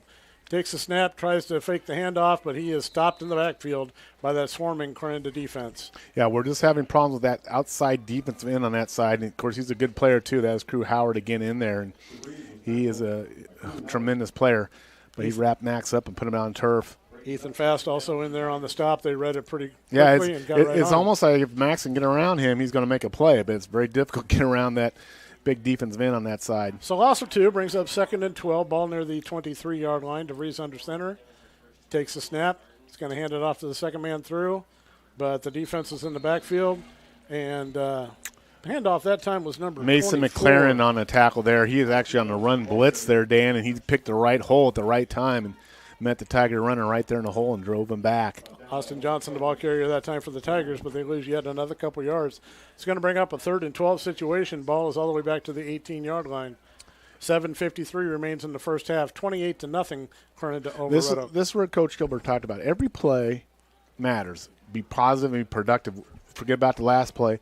Play productively as best you can going forward, no matter what's on the scoreboard. So let's see the Tigers get a little bit positive here on this 3rd down. So we're going to see DeVries back in the shotgun formation now. He's going to have one running back off to his side. Looks like you got triple receivers off to the right. He's going to look to the right. He's looking for a receiver. Passes the pass up. The pass is batted around and falls incomplete. Looks like it was intended for number 24, Austin Johnson there. Yeah, got the pass away. Some receivers out there, but Cooper Neal, defensive back for Clarinda, made a nice play. I don't know where they get all this height, but Cooper Neal is 6'2", Grant Joby's 6'5", Crew Howard 6'4". I mean, they got a basketball team out there too, Dan. Yeah, it looks like they got a lot of height. And, with Coach Blevins out there, they're going to be a solid football team focusing on a weight program. So a lot of strength, a lot of height, just what you need for a football program. Going to be back again. Braden Woods is going to take the snap. He's going to get the kick away. It's going to be a short kick heading towards the middle of the field. It's going to head towards, well, it was heading for the end line and then come back out. It's going to be down on the 40-yard line on the Clarinda side of the 50. Clarinda offense will take over first down at that location. Yeah, and right here, I think you can jump in. Yeah, I was going to jump in and give you some expert commentary Yeah. here, Matt. So really I was going to say go to our Facebook page, KCSI Radio, go to our YouTube page, KCSI Radio, or go to our Instagram, search for that. You can watch it live. We're live streaming it, video live streaming it, so you can watch it. So make sure you do that. And that's going on. Also, Matt, I think that's Job. Job. Gotcha. Wyatt right. Schmidt's the quarterback back in the shotgun position. He's going to turn around and hand it off to number 18, Cole Ridner. Cole's going to go around the left side, and before he stopped, he's going to pick up a good 5 yards. It's going to be 2nd and 5 for the Clarinda offense.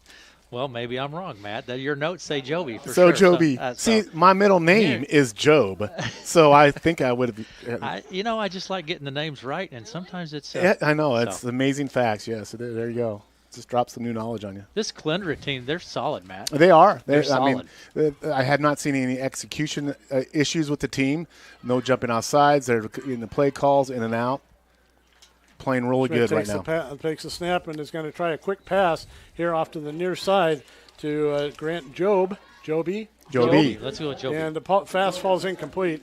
And it's going to bring up a 3rd down and 5 for the Clarinda. Landon Kaus is right there for the Tigers, and I always try to get a plug in for Landon because that young man works so hard in off season in the weight room and really has improved his game. And you can see a difference. He's a much more confident player out there in the football field. And he went right after that offensive receiver for the Clarinda. He was ready to take him down, but once he saw the pass fell incomplete, then the play was 3rd and over. 5 here, Dan. Look at this. Clarinda's got triple receivers off to the right. Schmidt's got one running back in the backfield with him. He takes a shotgun snap. He's back. He's looking over the backfield. No pressure in the backfield. Now he's getting some pressure from the Tiger defense. He's going to run off to the right, going to bring the ball down, try to run with it a little bit. He's going to gain a few yards, break the 30-yard line out to about the 26. I think he got to just escape Riley Fowles. Almost had him back there to hold him from the first down, but he's able to escape it and pick up the first down for the Cardinals. I thought Coach Gelber was going to go out there and make that tackle here in a second. There you go. He was really getting after his guys to try to pursue that ball. It's tough to do when you have so many options like that, and I think we've seen that Wyatt Schmidt has some great advantage of seeing what he can and can't do with this offense. See, Matt, I'm getting text. I'm just going by what's on the roster. It is Job. It's Job. The roster says Joby, but it's Job. It is Job. Wyatt Schmidt back in the shotgun position. He's got a running back Job. on each shoulder. Takes a shotgun snap. He's looking down the field. He's going to look, and he's going to go deep down the right side. But we have an excellent Tiger defender there. Went up forward. Pass was intended for number 5, Michael Shull. That was a great defense by Dawson Bond for the Tigers. Dawson Bond got a lot of height out there. It was a jump ball, and Dawson got up there and tapped that ball away. He said, you may have gotten over me a couple different times this game so far, but not this time. He went right up and knocked that ball down. Good defense by the Tigers. It's going to bring up 2nd and 10 for Clarinda, though. Ball is going to be on the 27-yard line. Schmidt is going to be back into shotgun position with one running back in the backfield. He's got 2 receivers to the right, 1 to the left. Takes a shotgun snap, hands it off to Mr. Ridner. He's going to go around the left side of the line. Not some really fast running, but really solid running. As you can see, he gets hit and continues to go, but is brought down after about a 5-yard gain. Cole is a pounder, a grinder, you can tell, and he put his head down and got good positive yardage there. It's 28-0, Clarinda over Red Oak, 5:31 here in the second quarter. Tiger defense is trying to get a stop here as Clarinda is marching northward towards their end zone once again. Wyatt Schmidt is back in the shotgun position. He's got 2 running backs in the backfield with him now. 1 receiver to the right, 1 to the left. Waiting for the snap. Snap comes back. He's going to turn around and give it to Mr. Ridner again. Mr. Ridner's going to try that left side one more time. Get a nice gain of about 10 yards on that. It's going to be enough for a first down for Clarinda. Just power football right there. It's plain old power football off left tackle there and good yardage. Got some scores here, Dan. After in the first quarter, it's Shenandoah 7, Alta Aurelia 7. In the first quarter, Greene County 12, Atlantic 10. These are all first quarter scores. Fremont Mills 14, East Mills 3. Lennox 30, Griswold nothing. St. Albert 7, Riverside 7, and Tri-Center 22, Sydney 6. Sounds like some good close games there. Schmidt's in the backfield in the shotgun position again. 1 running back there with him. He's waiting for the snap, comes back to him, hands it off to Mr. Ridner. He's going to try the right tackle side this there. time, but he's going to be stopped right at the line of scrimmage by Mr. Fouts, number 20 for the Tigers. Riley Fouts in on just a really good tackle. Went low on him. That's what you got to do with the punisher runner. You got to get lower than him, and he made a good tackle, wrapped him, and put him down. Good. Only gained him about a couple yards there, so officially going to be called a 2nd and 9.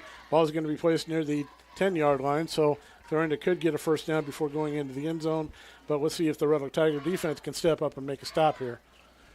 Clarinda offense approaches the line. We're going to have Schmidt back in the backfield in the shotgun position again. 1 running back there with him.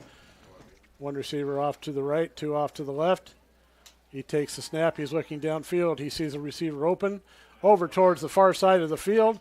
Well defended by Dawson Bond, but the pass falls incomplete. A little high throw there from Wyatt, but his arm may be getting tired, Dan. He's slinging the ball out there a lot tonight. It could be. He's really been passing the ball just to be at will. He had pass intended there for Michael Scholl. Michael Scholl's listed as 6 foot, but that pass was about 7.5 feet in the air, so not much chance he was going to bring another that third down for the Tigers. The Cardinals have been converting all the third downs. Let's see if they can get a third down stop, Dan. Schmidt back into the shotgun position again. 1 running back in the backfield with him. He takes a snap. He's going to hand it off there to you Mr. go. Ridner. There you Mr. go. Ridner tries the left side of the field. He's still fighting. He was stopped back in the backfield. Cole Thornton got his paws on him, but just couldn't wrestle him down. A couple other Tigers joined in. They did get him stopped. Now it'll be 4th and 4, and they're going to go for it, Dan. It's going to be an interesting situation here. Time for the Tiger defense to step up. This is a big opportunity to learn and grow right here. Make a 4th down stop here. Don't worry about the scoreboard. Get a stop. Get a little enthusiasm. Let's see if they can get it done here. As the Clarinda offense approaches the line, it's 4th down and 4. Schmidt's back in the shotgun position again. He's got 2 running backs in the back and tied to the power I position. He's going to await the snap.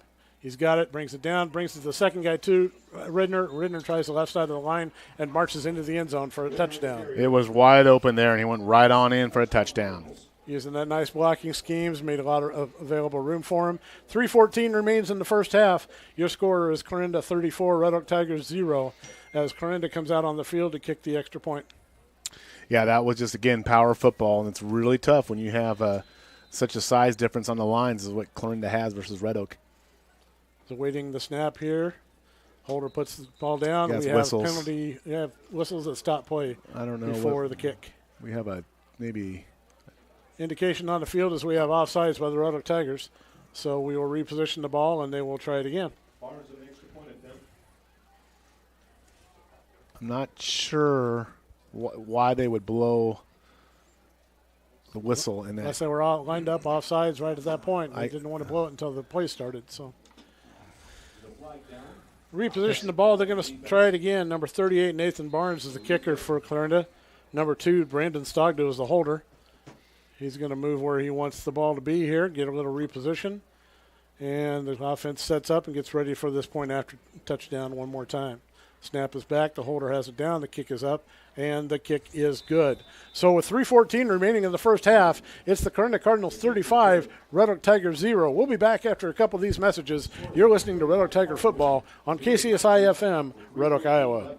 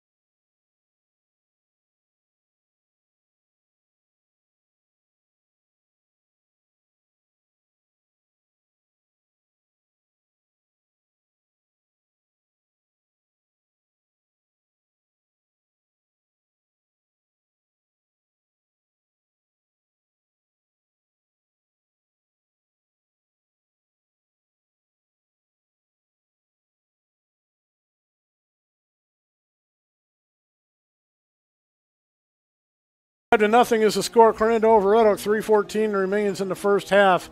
And we're going to turn it over to Matt Davis, who's got some scores from other football action from around the area. Yeah, in the first quarter, number 1 state-ranked Class 3, Lewis Central 24, Creston 7. Then also we have Bedford 8, Stanton Essex nothing. 5 minutes left in the first quarter there. And then the big marquee game tonight, it is Glenwood 13, Harlan nothing. I'm assuming that's a first quarter score, and evidently they're playing in a very hard rainstorm up there in Harlan. Well, how many times in your life have you heard a football score read where it said Harlan 0? Doesn't happen very often. So there must be a good game going on there tonight. That's Glenwood. Must be some Bales kids playing up there on Glenwood tonight. I don't know. Could be. We got the Clarinda Cardinals and the Red Oak Tigers coming out on the field now. Clarinda is going to kick off to Red Oak once again, going from south to north. And, Dan, I keep saying it over and over. It doesn't matter what's on the scoreboard. You got 3 minutes to go to half.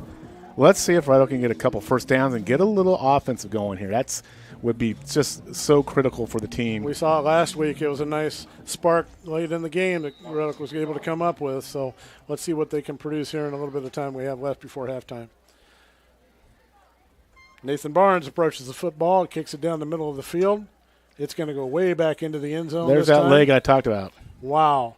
That's a lot of power there. He has a good leg, and he's an all-district kicker, and that's why you see. That was 60 yards before it hit ground again, so that was a very powerful kickoff. Red Oak is going to take over on the 20-yard line, first down, bring their offense out, see what we can come up with here and what in the time remaining in the first What half. a weapon that is, if you can kick the ball in the end zone in high school. I mean, kick it out end zone. That's just a huge weapon to have, a kid with a good leg like that. When you got a head coach like Colin Blevins that's got a nice reputation, you take out from the Northwest Missouri State University football program, you learn how to develop those tools and use them. Max DeVries under center this time. He's going to take the snap and pitch it back to Dawson. There's a good cut. Dawson's going to come around to the left side. He's on the near side, still in the field. He's advanced the ball out about 6 or 7 yards before he's run out of bounds. Nice gain for the Red Oak Tigers. A really good pitch, a quick pitch out to Dawson. He made a cut back up and in, and that's a good pie. That might be the best run so far tonight for the Tigers. Like you just said, just like that, something positive happens, and that's what they've got to build on. We're going to get up a 2nd and 3. Don't worry about the score. Don't worry about time. Just run your plays and get some positive yardage if you can. Ball's brought out to the 27-yard line. 2:40 remains in the first half. Tigers down to the Cardinals 35-0. DeVries is under center. He's going to take the snap. He's going to hand it to the first man. There you go. He's going to break around here to the near side. He's going down the sidelines. Nice gain. Nice gain after a nice handoff in that situation. Mr. Fouts took the ball, and he made his way around the end zone, and nice gain on the near sideline. Good little trap block there. Hunter Portalis made a snap, made a little block. Riley busted outside. Big Tiger run there. First down for Tigers. Going to bring the ball out to near the 46-yard line, going from north to south.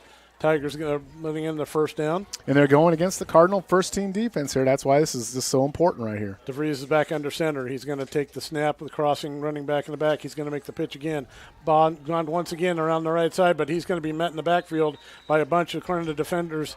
And we got a flag. We're going to have a late hit by Clarinda on this dance, so this will move up 15 yards for Red Oak. That's going to be a good call because that was a pretty blatant throw out of bounds there on a player that was much smaller than the defender that had grabbed him. And, one thing about Red Oak, they have a very tight sideline with that track. I've always seen that, and it's just, you don't have a lot of space there between the out of bounds and the track. Yeah, like you said, lessons learned, and they got to be learned by both sides here. When you've got a defender stopped and out of bounds, you don't pick him up and throw him like that. So Clarinda's going to take a 15-yard march off on that one. Be 1st and 10 for Red Oak at the Clarinda 47. And it might be the first time they've crossed midfield, I think, against Clarinda tonight. Max DeVries is going to come up under center. He's got one running back in the back, 2 receivers to the right, 1 to the left. He's going to hand it to the first man through. Looks like it's going to be Fouts. Fouts is going to gain maybe a yard and is going to get stopped and thrown back. Ridner in on the tackle along with number 66, Jared McNeese for Clarinda. But the Tigers are hitting a hole a little bit quicker, a little bit more movement off the offensive line here. 2nd and 1 for the Tigers. I thought that would be an automatic first down on that, but I guess not. No, brought out to the 46-yard line. Tigers approach the ball.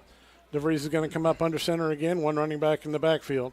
He's going to take the ball himself this time and force it forward. It looks to me like he's got enough for a first down, but we've got a rugby scrum out there in the middle of the field right now. That's all right. It takes a while to bring him down, but it looks like he runs up on the right side of the sticks. Yeah, first down Tigers. First down Tigers. They're now on the Cardinal 43, about 50 seconds left. The clock is running here. Now we got a timeout by the Tigers. Okay, timeout taken by the Tigers. We got 48 seconds remaining in the first half. Let's just keep it here. Okay, we got the score is 35-0 Clarinda over Red Oak, but Red Oak is gaining some yardage, making this first down. You're seeing some positive things happening here right at the end of the first half. Yeah, it's really good, and like I say, this is going against the first-team defense of Clarinda here, and some really good quick. What I like so far in this series, Dan, quick hitters. I mean, the ball quick, boom. There's no out there just trying to get the ball quick into the hole. A couple good cuts there by Riley and Dawson, and a little bit of momentum here for the Tigers offensively. Yeah, and it's good to see. This is just exactly where they need it to have something good and positive happen before they go into the halftime. They might do a little regrouping, might do a little restructuring of what they're going to do here going into the halftime, and we'll see what they bring out for the second half. But they're on the right side of the 50, and they're marching. That's exciting for this young Red Oak Tiger team. A couple more score updates, Dan. We got in the halftime, Greene County 12, Atlantic 10. That's those teams are in the same district as Red Oak. Good game. And then East Sac 7, Trainer nothing. Trainer, of course, is a perennial power up there. They lost last week to Glenwood, I believe, and now they're playing another good team this week in East Sac. Got a young man I'm related to, Evan Smith, the running back for the Trainer Cardinal football team. They've got a lot of potential there to work with this year. Okay, we're back on the field. Max DeVries under center. He's going to bring it back. He's looking to pass. He's going to go down off to the far side. He's there. Fernando Lepe catches the pass around the 15-yard line. He's forced out of bounds. It's going to be a first down for the Tigers and a timeout taken by the Tigers with only 38 seconds remaining in the first half. Great pass play. Fernando made himself open and went back after the ball, Matt. The pass was just a little bit underthrown, but Fernando made a great adjustment to come back, to make the catch, secure the ball. That's all you need to do. Big gain for the Tigers, the longest pass completion, I think, so far on the year for the Tigers. And here we are, Dan. What we talking about, 38 seconds? Tigers are down on, the 16-yard line. Yep. Didn't take long, did it? Lots of positive things happening for the Tigers on this drive, and it's good to see. Fernando did a read on that play. He knew where the pass was. He knew he was going to have to come back for it. And if the defender would have stepped in front of him, it would have been an obvious pass interference. But he came back and got the ball, and as soon as he brought the ball down, he was stopped by the defender, thrown out of bounds. But a nice gain for the Red Oak Tigers. It's going to bring up a first down, and 38 seconds remains in the first half. Do the Tigers have what it takes to punch it into the end zone before the halftime? Another score here, halftime, Southwest Valley up on AHSTW, 28-14. Southwest Valley looking to move 4-0 on the season, Dan. Thanks to Mr. Finster for that. There you go. Absolutely. Thanks to everyone for watching on our Facebook page, on our YouTube page, or on our Instagram page. Search for KCSI Radio. You can watch it there. And thanks to everyone for watching it. We certainly appreciate it. And a lot of fun. Yeah, it'll be a lot of fun here if we'll get some points on the board. Yeah, Andy Ray on the mic for the music and doing the announcing tonight. He's got this place pumping. He's got everybody excited. Max DeVries under center now. He's going to take it, and he's going to look to pass. He's looking down the far side of the field, and he puts it up, and it's going to be intercepted. And he might go the other way. Michael Scholl on the pick there, I believe, for the Cardinals. He's going to be brought down near the 38-yard line by the Tiger defenders. It looked almost like the Tiger the receiver was running a slant towards the goalpost, and Max was looking for something to the corner there because they just weren't connecting on that. And Michael Scholl there made an interception for the Cardinals. That's a shame for the Tigers because they were set up good there. One of those mistakes by a rookie quarterback. He's a freshman. You're going to learn something about that, and they're going to always do that. Well, since Clarinda has taken over possession of the ball, we have a constant running of the clock. Looks like they're going to be satisfied with just letting it run down and ending the first half at that. Clarinda Cardinals 35, Red Oak Tigers 0 as we end the first half of play here tonight at Russ Benda Field. What a game, guys. Yes. That's a great game. I tell you what, the Clarinda team, they're 0-2 on the year. My goodness, who have they played, Matt? They played Trainer, which is, we said, is a perennial power in the opening game. And then they played a really tough Panorama game in a game they were up. And then Panorama came back, just dominated in the second half and got the win. So I think you're seeing Clarinda really kind of putting it all together tonight. And for that team to adjust, they were looking to play a home game, and they come up to Red Oak and put a good performance there. Absolutely. In the first half. Thanks for watching. Thanks for listening. We're going to take a break, and we'll be back after these messages.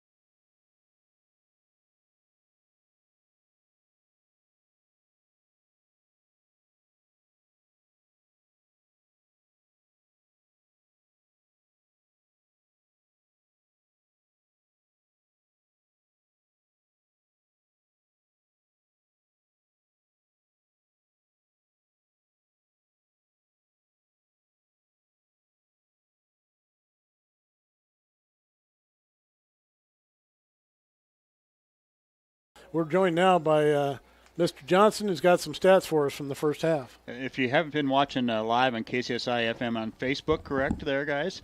Fantastic. The debut of the football game live tonight, so make sure you tune in for the second half here. Watch Clarinda Cardinals and the Red Oak Tigers. But I don't know if the Tigers have even broken a sweat yet. They are a solid team. I don't know how can they be 0-2. They look really good tonight. They're doing a great job. So. Absolutely. The Red Oak Tigers tonight, some stats for you. 4 first downs, 16 for negative 17 yards in rushing. Again, we've had a couple drop back passes where DeVries hasn't got any time to throw the ball and gotten a sack there. Reception yards, we have 2 for 40 yards tonight. Passing yards, 40. 2 for 5 on the evening for passing tonight. 0 touchdowns thrown, 1 interception there late in the game here, right towards the half. We have 5 penalties on the Tigers tonight, and 21 total tackles for the Tigers. For the Clarinda Cardinals, 15 first downs for the Clarinda Cardinals, 21 rushes for 139 yards, receiving 5 for 107 yards. Very good receivers out there. Very good passing game for the Cardinals. 5 for 9 tonight, 1 touchdown pass. Penalty, they have had 4 penalties, and they are 5 for 6 on third down conversions and 1 for 1 on fourth down conversions. Some individual stats here. Let's get to the leaders here for your Red Oak Tigers. Rushing tonight, Riley Fouts 7 rushes for 30 yards. Dawson Bond 2 rushes for 9 yards. Austin Johnson 3 rushes for negative 8 yards. And again, Max DeVries 4 attempts rushing and negative 14 yards. Passing tonight, DeVries is 2 for 4 for 40 yards and 1 interception. Austin Johnson is 2 for 5 on Max DeVries. I'm not sure why I have Austin in there. Receiving tonight, Fernando Lepe has a catch for 28 yards and Landon Kaus for 12 yards. Defensively for the Tigers tonight, Riley Fouts 4 tackles. Dawson Bond 5.5, Chase Sandholm 1.5, Landon Kaus the tackle night, Ryan Johnson 1.5, Hunter Batalis in on a half tackle there, Nick Fouts 2 tackles on the evening, Nick Sperling 1.5 tackles, Cole Thornton with 1 tackle, Dante Bacham with 1 tackle, and Austin Johnson with 1.5 tackles. So a lot of Tigers getting in on some tackling tonight. One thing, Chad, that jumps out at me is the third down conversions, both for Red Oak and Clarinda. You said they're 5 for 6, is all right, on third down conversions? That's correct. Which tells me Red Oak's putting them in some third down positions, which is progression, but they're not making the key plays. And then conversing offensively, we've had some third downs. We've had third and longs. So you said 0-6. There's a couple key possessions early in the series. We had a third down offense. We jumped offside, made a third and long, didn't convert. And then we had a 3rd and 8 on Clarinda, I think, in the second series, and they convert and go for a touchdown. So that, to me, is kind of a key right there. Yeah, kind of penalties, 4 on Clarinda and 5 on the Tigers. So the penalties, I'm not sure about the yardage. I just know the total penalties on the evening. But and if do you get time possession? Tigers up on time possession? I do, but it's kind of where they have the different clocks and different possession. It's a little hairy sometimes. Yeah. But sure doesn't seem like we've – No, I've got the Clarinda Cardinals for a little bit more time possession than the Tigers tonight, but so far. But, again, my clock doesn't work correctly all the time. So do they look as big down on the field level defensively as they appear to be up here in the press box? The Clarinda Cardinals are a very good-looking team tonight. Again, I don't know. They just seem playing very solid ball. How are they 0-2? Who have they played this season? They lost to Trainer opening game. They lost to Panorama. And they were up on Panorama 31-14, I think, at half. And then Panorama came out and shut them out in the second half and really put it on them. So, they're a very good team, and they have some good offensive players. Wyatt Schmidt made some really good – I think he made one of the best passes I've seen all year on that long pass to Scholl for like a 30, 40-yard completion. So just looking at the Clarinda Cardinals here, a lot of seniors, a lot of juniors on their team, so that helps a ton for seniority on your team and confidence level and being able to play the ball. They've had lots of experience. So Colin Bevins has them playing very well, Coach Colin Bevins. So hey, we had a Ryan Johnson – I heard on that our locker before. Room pregame show. Did you hear that, Dan? I did hear that. He's a Do big, you know who who's his parents? He's a big talker there. I don't know. I think recall who his parents are, but I can remember years ago, Mr. Johnson had an affinity for Santa Claus. Is that, That's right. And Santa Claus showed up in a fire truck. That's one right. year, Is that Mr. right? Johnson. So, That's been many years ago. Well, I'm many, sure many he's over years that ago. by now. well, the Mr. Ryan Johnson I know this summer was in a summer league basketball game. He got an elbow in the mouth. He came over to me at the scoring table, had something in his hand, and slapped his tooth down on me on the table, went back out on the court and started playing basketball. So It shows the toughness of his mom. So right maybe there, the tooth fairy is going to come and give him a quarter or something. I don't that's know. an expensive day for Johnson. That was good to see that. Well, I think another thing to take away from those third downs, Matt, is that's a true measure of a team right there. Not only a defense that can take the powerful offense like the Clarinda Cardinals have to a third down situation, but who can convert when those third downs come up. That is a testament of how powerful their offense is. And the other thing, too, I think Clarinda's able to pass the ball vertically tonight, and they got some just big targets out there, and we don't have a tall secondary, and that's a difference. There's been some jump balls out there where they've just gone up and made the play over us. So well, that's true. And Mr. Schmidt is not a dart thrower by any means, but he knows where to put the ball and when it needs to get there, and he knows his receivers well enough to know the patterns they're running and where we need to go. It's halftime here at Russ Bend Field. We've got a score of 35-0, Clarinda Cardinals over the Red Oak Tigers. We'll be back after these few messages. You're listening to live Red Oak Tiger football from KCSI FM, Red Oak, Iowa.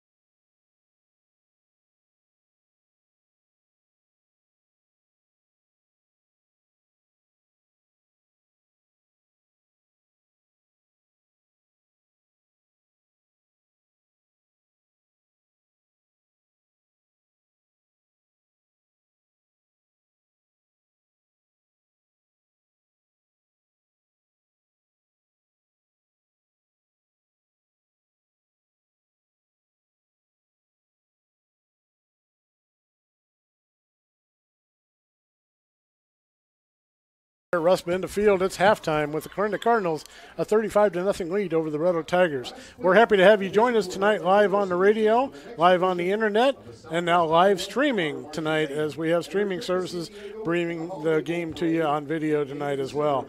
Matt Davis, I know you've accomplished some of the scores there. Why don't you read what other actions going on? Yeah, some updates here. These are end of halftime scores. Fremont Mills 22, East Mills 10. Lennox 46, Griswold 8, Bedford 16, Stanton Essex 6, and then it's Glenwood 13, Harlan nothing. 3 minutes left in the second quarter, and at halftime it is St. Albert 7, Riverside 7, which is an interesting score because Riverside, we saw them, Dan. It was Krimkowski, a quarterback.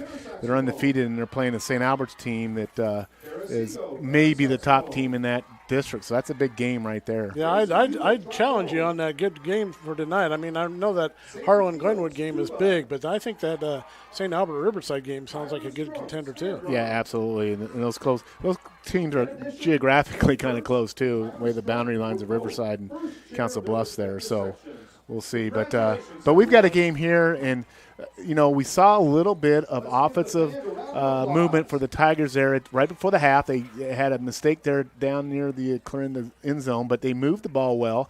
I'd like to see that happen. I think Clarinda's going to get the ball in a kickoff coming off here in the second half, but Tigers make a stop defensively, get a hold, get the ball, and play a good, solid second half. I saw some good things out of the Tigers the first half. Max made a couple good throws. He had a couple good runs. And I would say for the most part, the Tigers haven't the pass plays have been pretty good for Clarinda. But for the most part in the run game, the Tigers have, for the most part, held their own. That's right. They got to step up and plug those holes, and that Clarinda offense knows how to break those holes. So we're going to come back with second action here for you, live from Russ Bend Field in Red Oak, Iowa. But we're going to take a break, hear from some of our sponsors. You're listening to live Red Oak Tiger Football on KCSI FM, Red Oak, Iowa. I think we want to do at least.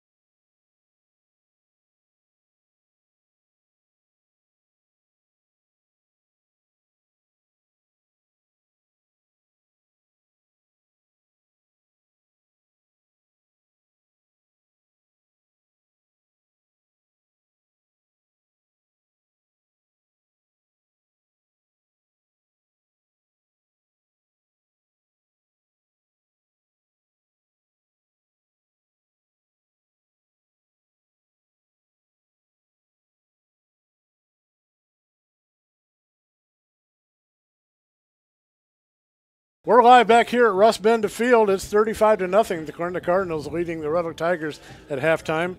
For those of you who are unfamiliar, the 35-point rule differential means that we have a progressive clock. The only time that the clock is going to stop, as long as there is that 35-point difference, is anytime there's a timeout that's charged to the team. Of course, they stop it after the score, intermission between quarters, administration of a penalty or an extended injury timeout, or the officials determine that's necessary for safety reasons, like our COVID guidelines that we're having to follow under this time. We've got the Clarinda Cardinal team that's out on the field doing some warm-ups, getting ready. The Red Oak Tigers are coming through the tunnel, getting ready to do their warm-ups before the next half, and we'll have more football action here coming up for you in a little bit. Dan, did the Bruce boys eat all the pizza tonight? Is there any pizza left down there? The Bruce boys eat all the pizza tonight. After he's down to 2 pieces himself, he wants to know if there's any more left. He has the attention span, Dan. Matt does. Yeah. He's playing with the pencil sharpener down here. There's a pencil sharpener in our press box. Who has a pencil sharpener anymore? Okay, let's take a laser pointer and point it in front of him, and he'll follow it around like a cat. That'll keep him busy for a while. Yeah, I tell you, just an attention span. And then I've never seen the like of Matt Davis. The man has like a 58-year-old tapeworm inside of him because he can eat everything in sight and not gain a pound. I looked at that pizza box and gained 5 pounds. I don't know how that happened, but yeah, he's had more than enough for himself. Pizza's so, in my DNA. Yeah. And if you think you're going to go up against these Bruce boys for those pizzas, that's another battle. Yeah, you're they gonna got lose. some beef down there. They muscle away people away from the food table here. Papa Scott keeps those guys busy. Who doing brought a us lot the of work. pizza? Who was the pizza, by the way? What brand was that? Well, it looked to me like it said Pizza Ranch on the Ranch, there you go. so we want to Tim. thank them for providing for us tonight and giving us some refreshments up here in the press box. You know, we're here from the beginning of the game through the end of the game. We don't take many breaks. But speaking of break, we're going to have the Tigers and the Clarinda Cardinals hitting the middle of the field here to start the second half of play here in just a little bit. And true to form, Coach Gilbert comes out of the locker room more fired up than I ever see him. This is his MO. I mean, he does something in the locker room, and they come out fired up, but he's chest bumping and ready to go. That's right, and these kids know that they're out here to have fun, they're out here to learn, and they do very little focus on that scoreboard because they know that every opportunity lays in front of them.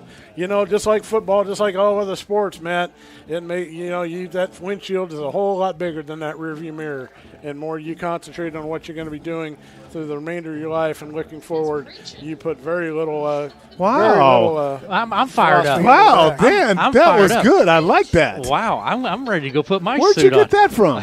Well, I was hoping to inspire Matt to at least stay awake during Oh. the second half of the game. But, we'll Thanks- do what we can. But thanks that's to- really what they need to focus on. They need to know that what I'm lays ahead of highly them- engaged in this What game. lays ahead of them is much better than what's behind them. They need to put that scoreboard behind them, not focus on that. Let's go out and see what kind of quality football we can bring in the second half of this game. And Clarinda will be receiving the ball here for the Tigers. And again, each series one at a time. Let's get some defensive stop here and just make some positive plays in the second half, have some momentum to build on. Next week, Tigers have their big arch rival, Shenandoah. That game's in Shenandoah. And they're traveling down to Mustang Field, take on the Shenandoah But who knows? Mustangs. Things can change between now and next Friday. You never know in this wacky world of high school football. But, they're kind of looking at the philosophy like this, Matt. Who says, even though what the scoreboard is saying, that you got to go down there with your head down and acting like, it's a drudgery to get through Absolutely. the rest of this game? I love seeing these coaches chest bumping with the players. I love seeing the players doing the high five and keeping the And we have a attitude young up. team, Dan. We have 3 seniors out there. So this is a very young team. Most weeks going against a more junior, senior-laden team. That's right. So we're coming out here to do kind of a different formation kicking off the game. We're all down in the 3-point stance. We got 6 to one side, 4 to the other. Bond is going to kick it away, and the kickoff is off for the second half. It's going to come to the near side here. It's going to be picked up by number 5 for the Clarinda, and he's going to go run, and he's making his way down the field. He's avoided 4 or 5 tacklers. Dawson Bond finally gets him tripped up, brings him down there to the 43-yard line on the left side of the 50 as we're looking at Yeah, it. he almost tripped Michelle when he fielded the ball, almost had his knee down right there, but he's able to maintain his feet and made a good run back there. That was a nice run there by Michael Scholl. He did just cut across the middle of the field. He ran through the defenders. Several defenders tried to bring him down. He fought off several tackles. But the Clarinda Cardinals offense is going to take over on the 41-yard line, heading towards their end zone, first down. It looks like they do have Schmidt back at quarterback here and their first team offense out there. Schmidt's back in the backfield in the shotgun position. 2 running backs in the back, 2 receivers off to the left side. He takes the ball, and he's going to hand it to the second man through. could That's go. going to be 23, and that's Taden Brown, the running He's back. gone. And he has broken through the defense and is into the end zone. Wow. Touchdown, Clarinda. Wow, he turned on some burners there. Now, I haven't seen that all game. That was just pure speed once he broke free. I mean, he was gone. Didn't take much for him to get into the defensive secondary. He made a couple jukes down to the far sideline, down the far side of the field, and into the end zone untouched after that. 11:24 remains in the third quarter of the game.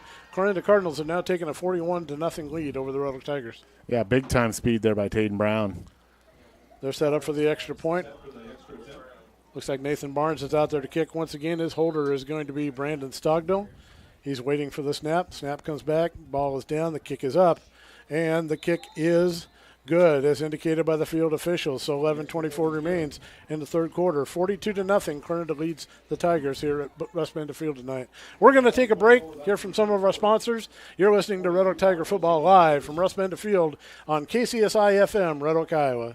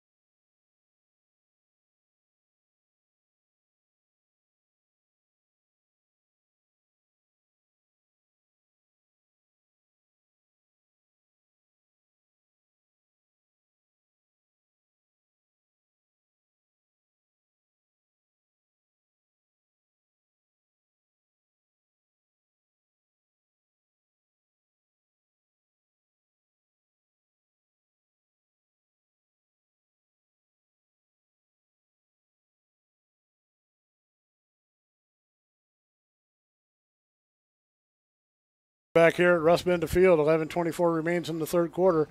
42-0 is the lead for Clarinda over the Red Oak.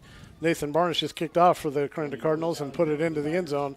This young man has a lot of talent, can kick the ball a long ways down the field. Yeah, Tayden Brown with 5 attempts, Dan, 71 yards rushing, 3 TDs so far in the night. It's a 14 per yard carry average. So the Red Oak Tigers offense takes the field. They're going to have it down on the 20-yard line. Looks like quarterback Max DeVries is going to come out here. He's going to go up under center this time. He's got one running back in the backfield, two receivers to the right, two to the left. One receiver crosses over. He's going to pitch it back to him. That's Dawson Bond. But Dawson is met in the backfield by the Clarinda defense and dropped for a loss. Marshall Durfee, junior defensive back, in on a tackle for Clarinda. Going to be a 5-yard loss on the play. Bring up second down and 15. Ball near the 15-yard line off of the Tigers.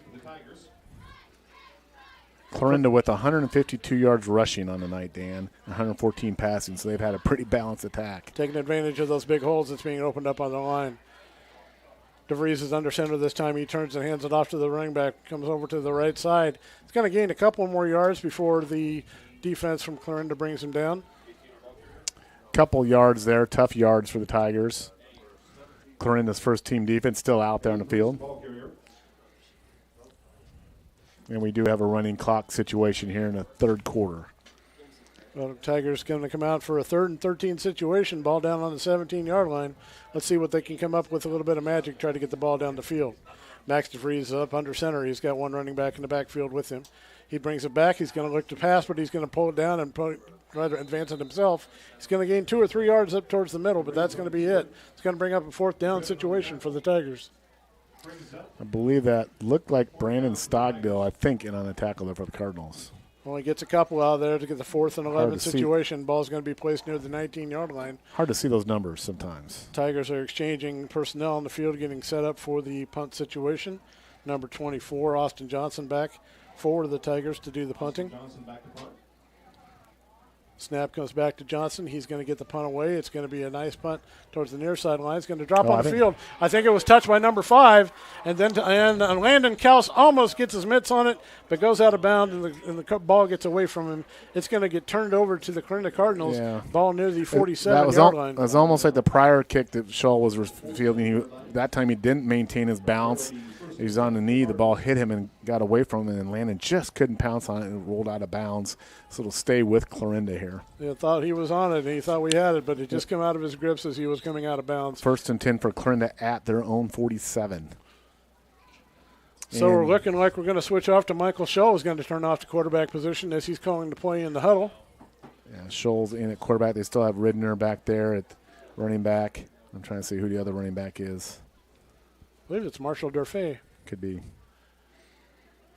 Yep. So takes the, he's going to hand it off to Ridner. Ridner's going to go around the far side. He's going to try to get the corner turned. He does and advances the ball down the field for about 15 yards before he goes out of bounds near the 40-yard line. It'll be a 1st down for the Clarinda Cardinals. Yeah, he just beat Red Oak to the corner there on that sprint to the right. Picked up good yardage. Red Oak Tiger defense going to have to learn to pursue a little bit better, plug up holes on the inside, do a little better reads on that offense, try to get a stop here. Looks like they're going to mark him out at the 44-yard line, but the Clarinda will take over 1st down at that location. Once again, we've got Michael Scholl back as quarterback in the shotgun position. He takes the snap. He's going to hand it off to Mr. Cole Ridner. He's going to try that right side again, but it looks like Red Oak defense comes up and meets him there and stops him after a gain of about 3 or 4. Yeah, a little bit better job there. Basically almost same play, but Tigers are looking for it that time and got a good stop there on Ridner. 2nd and 6 is the situation. Ball is placed on the 39-yard line. Clarinda Cardinals are moving from north to south towards their end zone. 7:40 remains. Clarinda has a 42-0 lead over the Red Oak Tigers. Clarinda offense is approaching the line.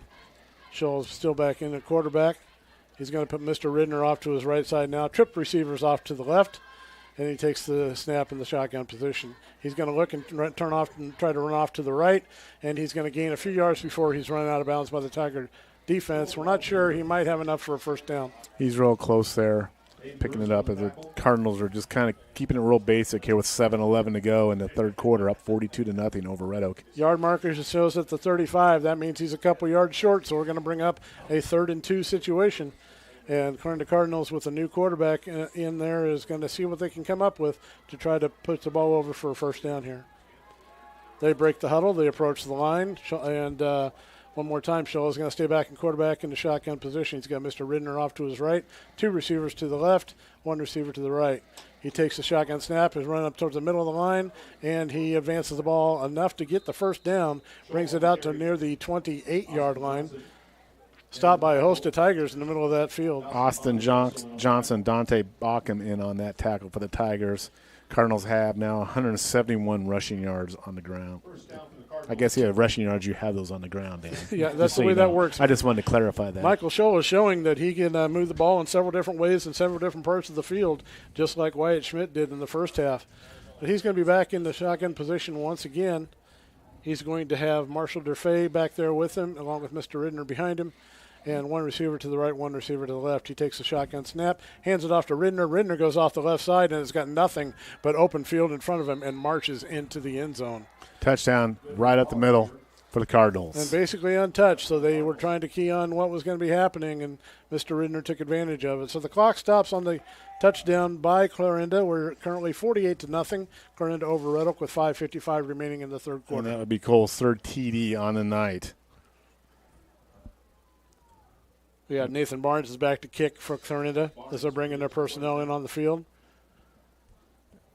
And looks like Brandon Stogdale is going to hold the ball again. They're waiting for the snap. Back to the holder. Holder has down. The kick is up. The kick is away. And the kick is good. So 5:55 remains in the third quarter. The Clarinda Cardinals lead the Red Oak Tigers 49-0. We're going to take a break, hear from some of our sponsors. You're listening to Red Oak Tiger Football live from Russ Benda Field on KCSI FM, Red Oak, Iowa.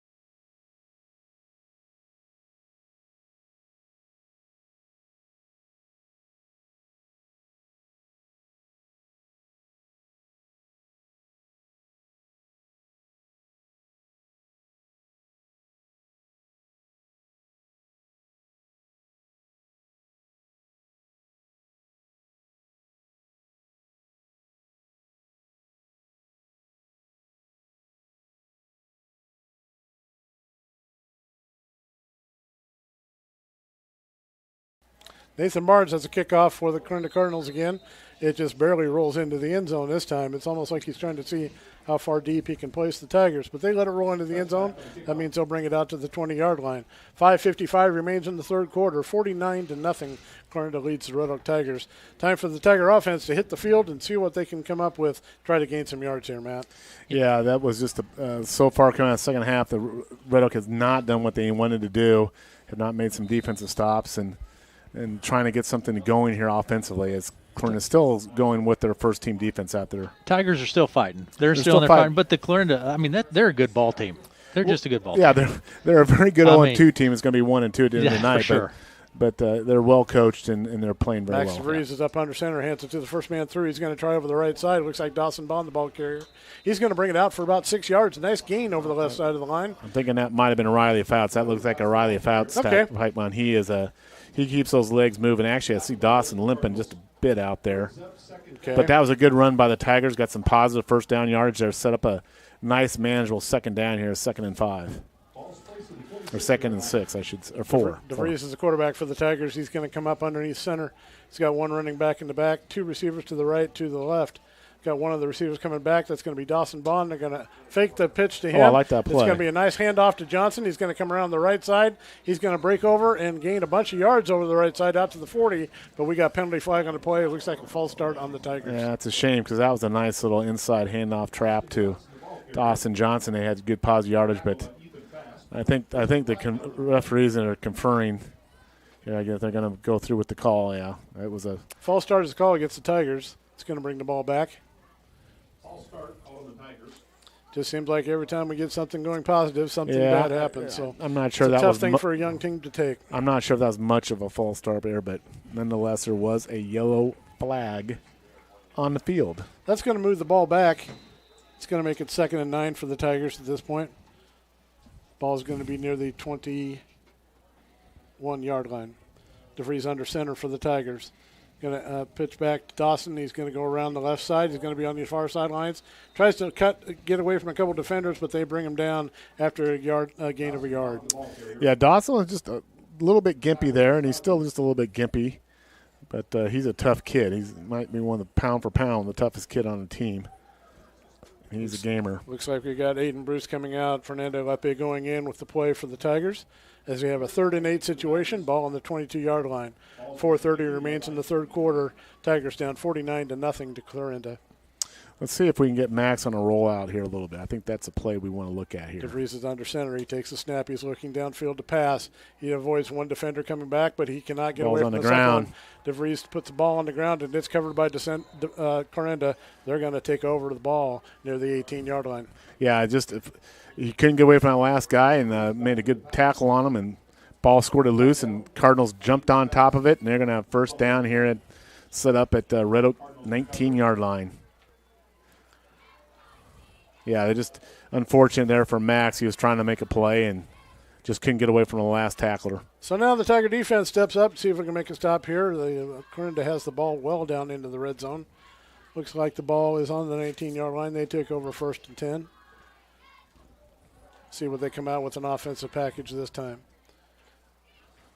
And I'm not sure. Looks like we got number 3, Eli Drennan, in there as the quarterback for the Clarinda Cardinals. He's got one running back to his right, one behind him. He takes the snap. He's going to hand it to the second man. He's going to go through on the right side of the line, but he stopped after a short gain. Got a lot of new players in there. Yeah, that's Stockdale's a senior running back in there for Cardinals. Looks like they're kind of transitioning out some of their first team, at least their backfield. Not sure their line may have a few of their younger guys in there now. 3 minutes remaining in the third quarter. The score is 49-0 Clarinda over Red Oak. Of course, with the score deficit like that, we have a running clock. They're going to keep Drennan in as quarterback. He's going to have Stockdale off to his right. He's going to have one receiver to the left, one receiver to the right. He takes the shotgun snap and loses the snap, and he's going back after the ball. Let's see if he recovers. It looks like he is, but he's going to lose a good 10 to 15 yards on the bad snap. Well, actually, I think the snap might have been there. I just think that wet ball went right through the hands there, Dan, and went back quite a bit. So it's going to set back the Cardinals. They're going to have a 3rd and, about 20 here or maybe 25? Ball is placed on the 34-yard line, so, they've got quite a ways to go here. Another rookie mistake. You get young players in there, and they're not quite used to the conditions. So they're going to bring their offense out again. Drennan's going to stay in as quarterback. He's going to have one running back to his right, one running back behind him.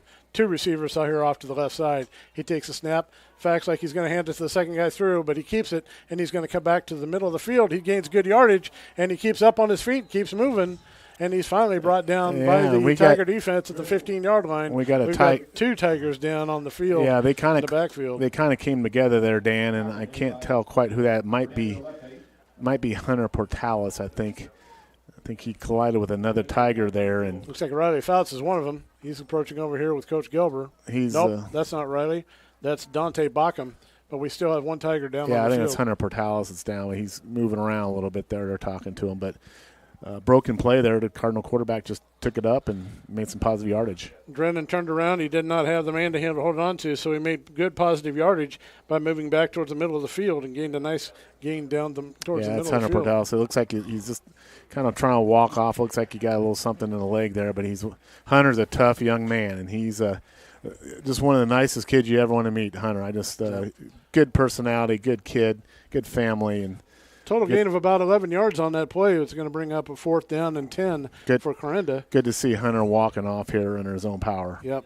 A lot of heart in that kid. There's a lot of good strength and a lot of good character with Mr. Portales. 4th and 10 here for the Tigers, Dan. Let's get a 4th down stop here. Going to keep that rookie quarterback in there. He's going to be back in the shotgun position. One running back to his left, one running back behind him. 2 receivers off wide to the right.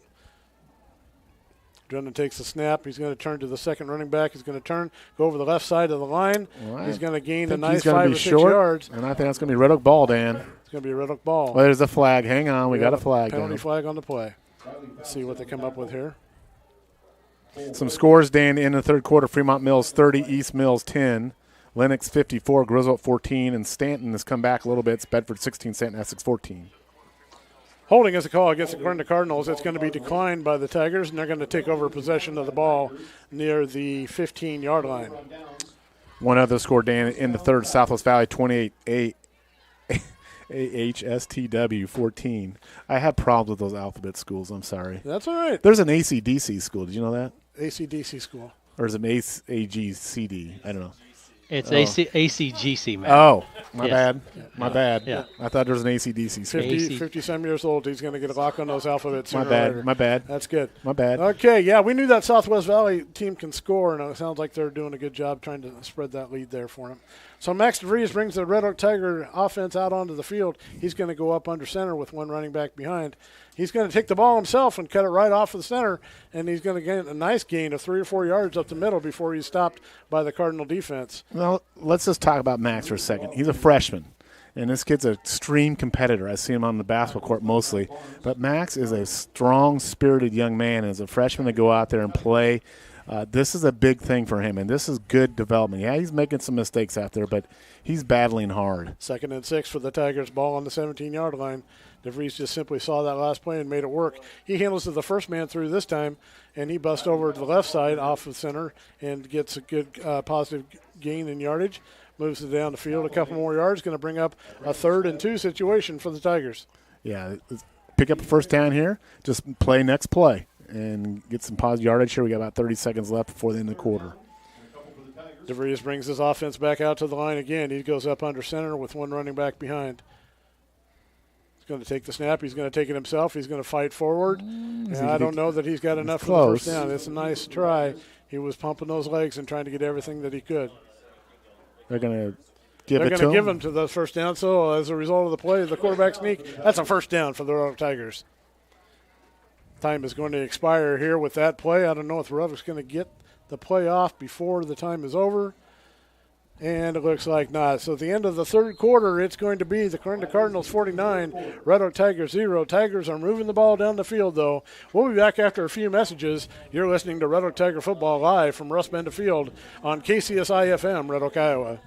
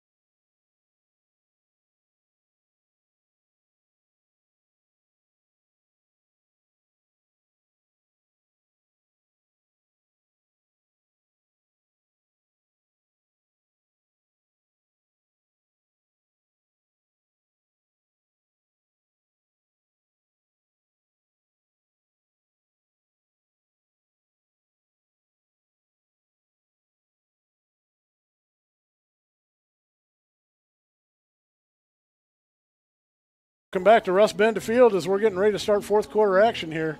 It's been all Clarinda Cardinals tonight. They lead the Red Oak Tigers 49-0. But the Tigers have got the ball. We're moving it down the field, and we're seeing some positive things, Matt. We are, and it'd be important again this fourth quarter to get some little positive. Maybe we get some points on the board here. Good to see Hunter Portales back out there on the field again. As he leads in that center position, it's going to help move this offense down the field. DeVries is going to have the offense out there. He's going to come back up under center. He's been there most of the night tonight. He's got one running back in the backfield. He's got one receiver to the right, two off to the left. He takes a snap, hands off to the running back. Running back runs over. Good makes jumps. a nice cut, comes around out to the outside. That's Mr. Riley Fouts with a whole lot of heart running that ball that time, and a nice gain for the Tigers. I'm telling you, Riley Fouts is quickly becoming my favorite Tiger. He sees it game in, game out. What a good little jump cut there. He made to elude a tackler and pick up a big 8-yard gain there. So Tigers come out. Looks like 2nd and 2 situation. Ball on the 32-yard line. DeVries brings his offense to the line. got a crossing receiver in back. He's going to pitch back to Mr. Austin Johnson. He's going to try to turn the corner on the far side. Gets nothing there. Tries to cut back. Does see a little bit of daylight. Trying to make it to the first down. Might gain a yard or so. I don't know that he's got enough for the first down, though, Matt. Clarinda did a good job stringing that out, making it go wide. And he tried to cut it back in, but maybe got a yard out of it. It'll be a 3rd and short here for the Tigers at their own 33-yard line. It's less than a yard to do. Let's see what they can do to punch that ball across to get a first down. 10:58 remains in the game. 49-0. Clarinda has the lead over the Tigers. Tigers are starting to move the ball down the field, though. Showing a good drive they're putting together here. DeVries takes the ball and does take it himself, and he's going to punch it right up the gut. Puts it out to about the 48-yard line, the 38-yard line. Well enough for a first down. That's good for a first down for the Tigers. We got a score update here. In the third, it's number 1 ranked Lewis Central Titans 27, Creston 7. It's in the third. And then at the end of the third, Glenwood still shutting out Harlan 13-0. I see Nick Fouts out there. He's been battling. He had that ankle that's been taped up and been playing on a bad ankle most of the season, and he's hobbling out there a little bit. DeVries is going to bring that offense to the line. He's going to be under center once again. Same formation they've had for the last few plays. He's going to pass it off to the middle. We got a nice breakthrough through the middle part there. Nice run by Mr. Fouts, as he's going to have a good gain of about 11 or 12 yards. Going to be good for another first down for the Tigers. Riley's just got a little juice in him. That kid just got some energy in him, and I just love to see him play football. We said it before, Matt, and we'll say it again. Never say die just because one guy's got a hold of you. Right. In football, you keep driving, and that's what Fouts is doing. Good enough gain for a first down, brings the ball out near the 49-yard line. DeVries comes up behind center. He's going to take the ball and pass it off to Mr. Fouts again. He's going to try to cut through the middle, but he's met after a gain of about 2 yards for the Tigers. Going to bring up a 2nd and 8. Southwest Valley still maintaining the same score in the third quarter. They're up on AHSTW, 28-14. Southwest Valley winning. You know, the thing about it is, Aaron, is you're putting that right in front of him, and he still can't read it. Maybe I should just say it. AHSTW. We start doing maybe semaphore. Maybe he can pick up on that and figure out that. DeVries is under center. He's going to take the snap. Got a crossing back. He's going to pitch off to. Looks like it's Mr. Dawson Bond. He's trying to find some room, following some blockers. There you go. Cut it back. There you go. Got a nice cut back. Some great blocking in there. Go. Dawson Bond is off down to the other side of the field. He's still looking for some open area. Dawson Bond has just made about a 35-yard run to gain 5 or to gain 10, but he did come up with a first down for the Tigers. Heck of a run, yeah. He broke it back and had a wide open field and got the first down. Is there a flag down? I think we got a flag down. We're going to have a push in the back on Red Oak. Boy, I tell you, there was some good blocking there as he cut back across that field. I saw some Clarinda Tigers turn the corner and find a Red Oak Tiger, or Clarinda Cardinals turn the corner, find a Red Oak Tiger right in front of them and laid him out as they tried to put down blocks for Mr. Bond on that. I don't know why we have a debate for so long on accepting the penalty, but they're going to knock us back at 10 yards and it's going to put us back at 2nd down and about 11. Riley's got 67 yards on 13 rushing attempts, so good night rushing so far for Riley. I would say Dawson Bond covered from one sideline to the other on that and did a nice gain, but it was brought back because of the penalty. DeVries comes up under center at 2nd and 11, ball placed near the 47. He's going to hand it off here. There he goes. There he goes. Riley Fouts has got the ball. He's going to turn the corner on the side. He's now going to cut back and try to find some more extra room. Moves back towards the line. It's going to be a nice gain out to the 40-yard line. It's going to be good for a first down for the Tigers. 12-yard pickup from Riley, and he's just reading his blockers and reading the cuts well. He's got a good sense out there, Dan, on open field running. You can tell that. The nice open field running there. Saw where he needed to go, try to get some open field. Got enough for the first down as the Tigers move the ball out on the good side of the 40-yard line. Max DeVries comes up under center, brings the Tiger offense out. He's got one running back in the back, 2 receivers off to each side. Here's the snap. He hands it off to the first man through. Nice gain of about 2 or 3 yards towards the middle of the play. Yeah, I thought Clarinda might have jumped there, but they didn't call it. Number 67 for the Cardinals. I'm not sure. I don't have a 67 on my roster for the Cardinals. Right, if Fouts the ball carrier that time for the Tigers. He had a nice gain of 2 or 3. It's going to bring up a 2nd down and 7 for the Tigers. Ball out near the 37-yard line. Nick Fouts is back in there, running back a little bit better on the field, so he doesn't look quite as bad as he did when he limped off a little bit earlier. Max DeVries comes up under center for the Tigers. Got the crossing back. Cut it. Mr. Johnson, There he's you going go. to turn There you around go. There towards you the go. far Hit side it. of the field. He's got a nice turn on that. He's got to run towards There you go. the There you go. sideline. He's still on his feet. He's still up and moving, and he's down near the 15-yard line. First down for the Tigers. Nice play by Austin. He kind of deked him a little bit, kind of went half speed and then hit the burners and turned around the corner and picked up good yardage for the Tigers, and they're down there knocking on the door now. That was a gain of a lot of yards on that from Mr. Johnson on that play. Kept his eyes up, looking down the field, saw where he could go, kept his feet moving. On the 17-yard line of the Cardinals now, 1st and 10 for the Tigers. Max DeVries comes up under center. He's got the same backfield that he's had for the last few plays. Let's see what they run this time. This time it's the first man through. He's going to dive off the left side of the center, and he's going to gain a couple yards off that left side. Nice gain of a few yards for the Tigers. Going to bring up second and about 7 for the Tigers. They're getting positive yardage up the middle. And if you get some yards, those tough yards up the middle, that opens up the outside a little bit. Let's see if they come back on the outside now. Nice. Riley's really breathing hard out there, man. He's working hard on this series. Nice variety of plays, like there, but they got to be excited about moving the ball as they come out there. Fouts and Bond and a whole variety back in the backfield as DeVries comes up under center. He's going to pitch it back to Bond. Bond's going to try to find some available room. There you go. He finds some room on the outside. He's gone. Dawson Bond in the near sideline. Touchdown, Tigers! I was almost saying, looks like he's slowing and stopping, but he was waiting for his blockers and cut up and made a great run there for a touchdown for the Tigers. Nice read by Dawson Bond as he was looking for available time. And ladies and gentlemen, it was just like last week when he cut that long run on the far sideline. This time he did it towards the Red Oak side, and he was just looking for a place to go. As soon as he found opening, as soon as he saw green grass in front of him, he turned on the burners and brought it right inside the pylon for the score for the Tigers. Dawson got in the end zone last week, so he is keeping his TD streak alive. And what better, but he's going to try to attempt the extra point. The snap is down. Kick is up, but it does not clear the line of scrimmage, so it is no good. Yeah, he's slipped on that. 5:47 remains in your ball game. Your score is Clarinda Cardinals 49, Red Oak Tigers 6. We're going to take a short break, get a couple of announcements from our sponsors. You're listening to Red Oak Tiger Football on KCSI FM, Red Oak, Iowa.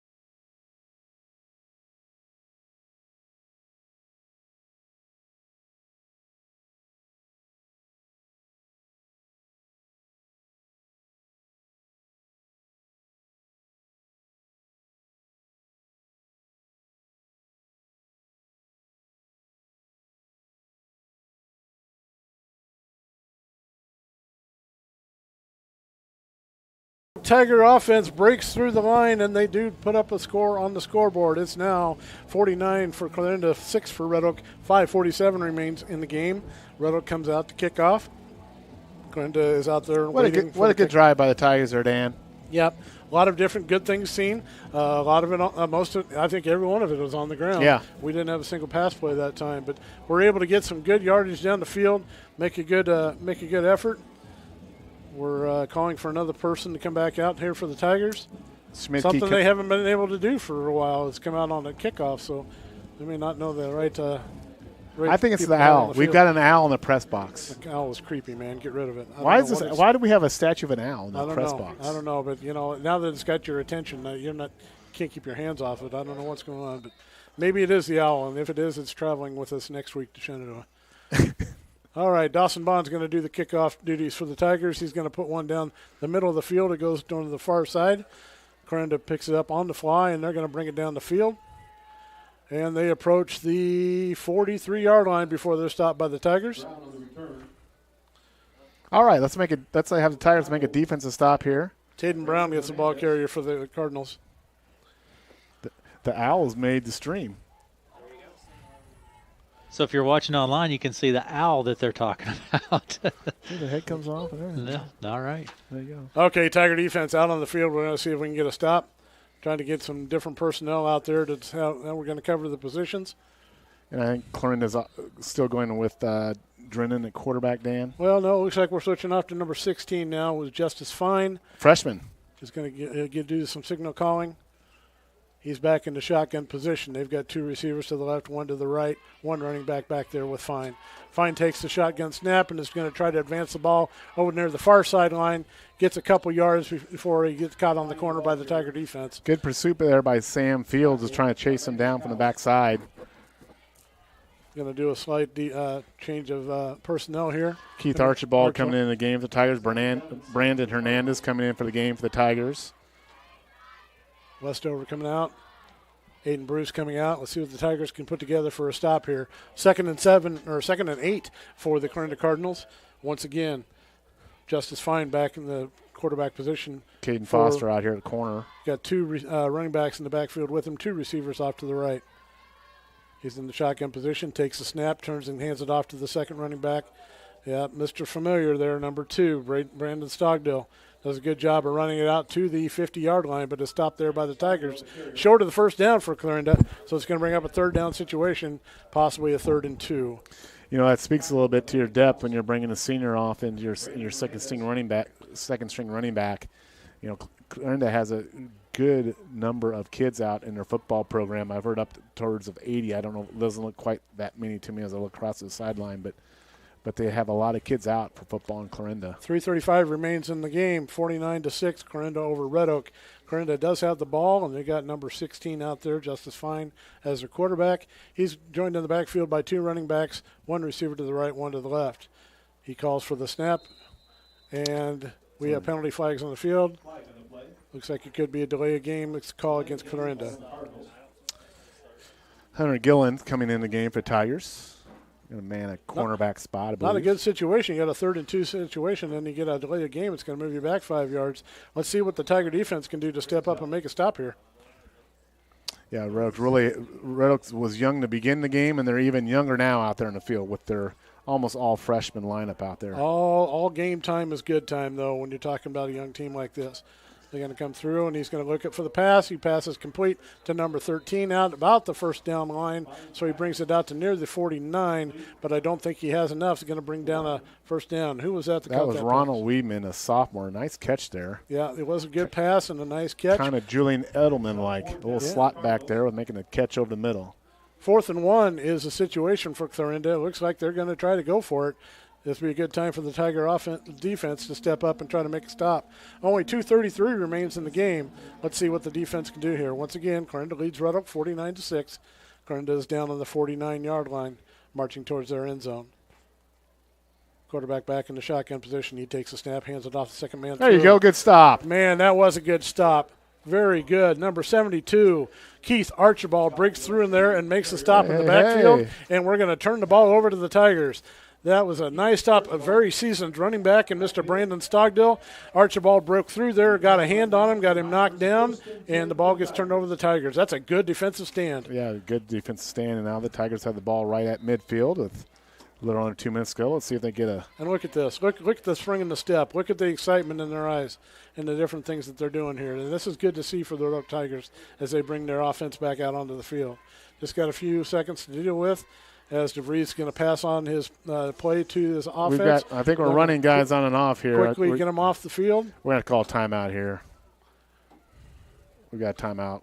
Coach is trying to get called against for Red Oak. Coach Gilbert's trying to get some guys in there at the end here to get some in a little confusion there. Who is going to be where on the line? We're going to break away for a word or two from our sponsors. You're listening to Tiger Football on KCSI FM, Red Oak, Iowa.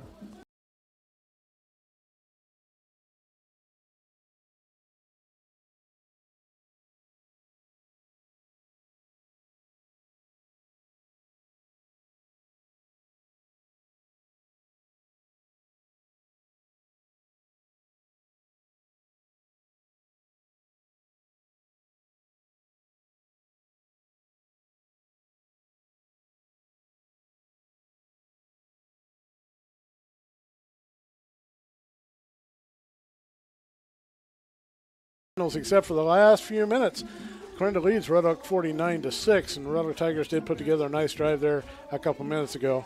Red Oak is now taking over possession of the ball right on the midfield stripe, and first down when they break the huddle here. Had to take a timeout, had some mix-up for personnel, but they're going to bring their offense back onto the field and see what they can do. Max DeVries leads the offense, and he's going to come up under center with 2 running backs in the back, 1 receiver to the left, 1 receiver to the right. Schmidtke's at tailback for the Tigers. DeVries goes under center as he's going to take the snap. He's going to toss it back. Schmidtke is the runner, and he's going to try to get around the far side. But there was some good positive pursuit there by the Clarinda Cardinal defense. Number 25, Carter Larson, brings through to make the stop for Clarinda at that time. A loss of 1 brings up 2nd and 11 or 12 for the Tigers. Just so you know, I've been told the owl is a sign of knowledge and wisdom, Dan. And yet he's over there by you. I didn't get that. All right. That's fine. Maybe you can pass on. Hey, needs to rub off DeVries or is back something. under center. Let's get back onto the field for the action. 1 minute remains in the game. DeVries is going to take the snap. He's going to pitch it back, and they're going to turn it one way and then turn back the other. Cut it up. He's going to cut it up the field on the far near side here. Tries to gain back some momentum, but he gets back to the line of scrimmage for no gain for the Tigers. Landon Kaus was the ball carrier that time for the Tigers. Probably time enough for maybe just one more play here, Dan, unless coach is going to call a timeout. Let's see if the Red Oak Tigers can bring up a play here. Be a good place for a Hail Mary, wouldn't you think, Matt? Something down the field. We'll see what they do. They've got 1 receiver to the left, 1 receiver to the right, 2 running backs in the backfield. DeVries takes the snap, hands it to the second man through. He's fighting towards the middle of the field, but he is brought down after a gain of 3 or 4. And Schmidtke is the ball carrier that time for the Tigers. That'll probably be it, Dan. Brings up a 4th down and 9 situation for the Tigers. As we're going to wind the clock down, and that's going to be it here from Russ Bend Field. The Tigers going to get one more play off. I think they're going to blow it dead before they got a chance to do that.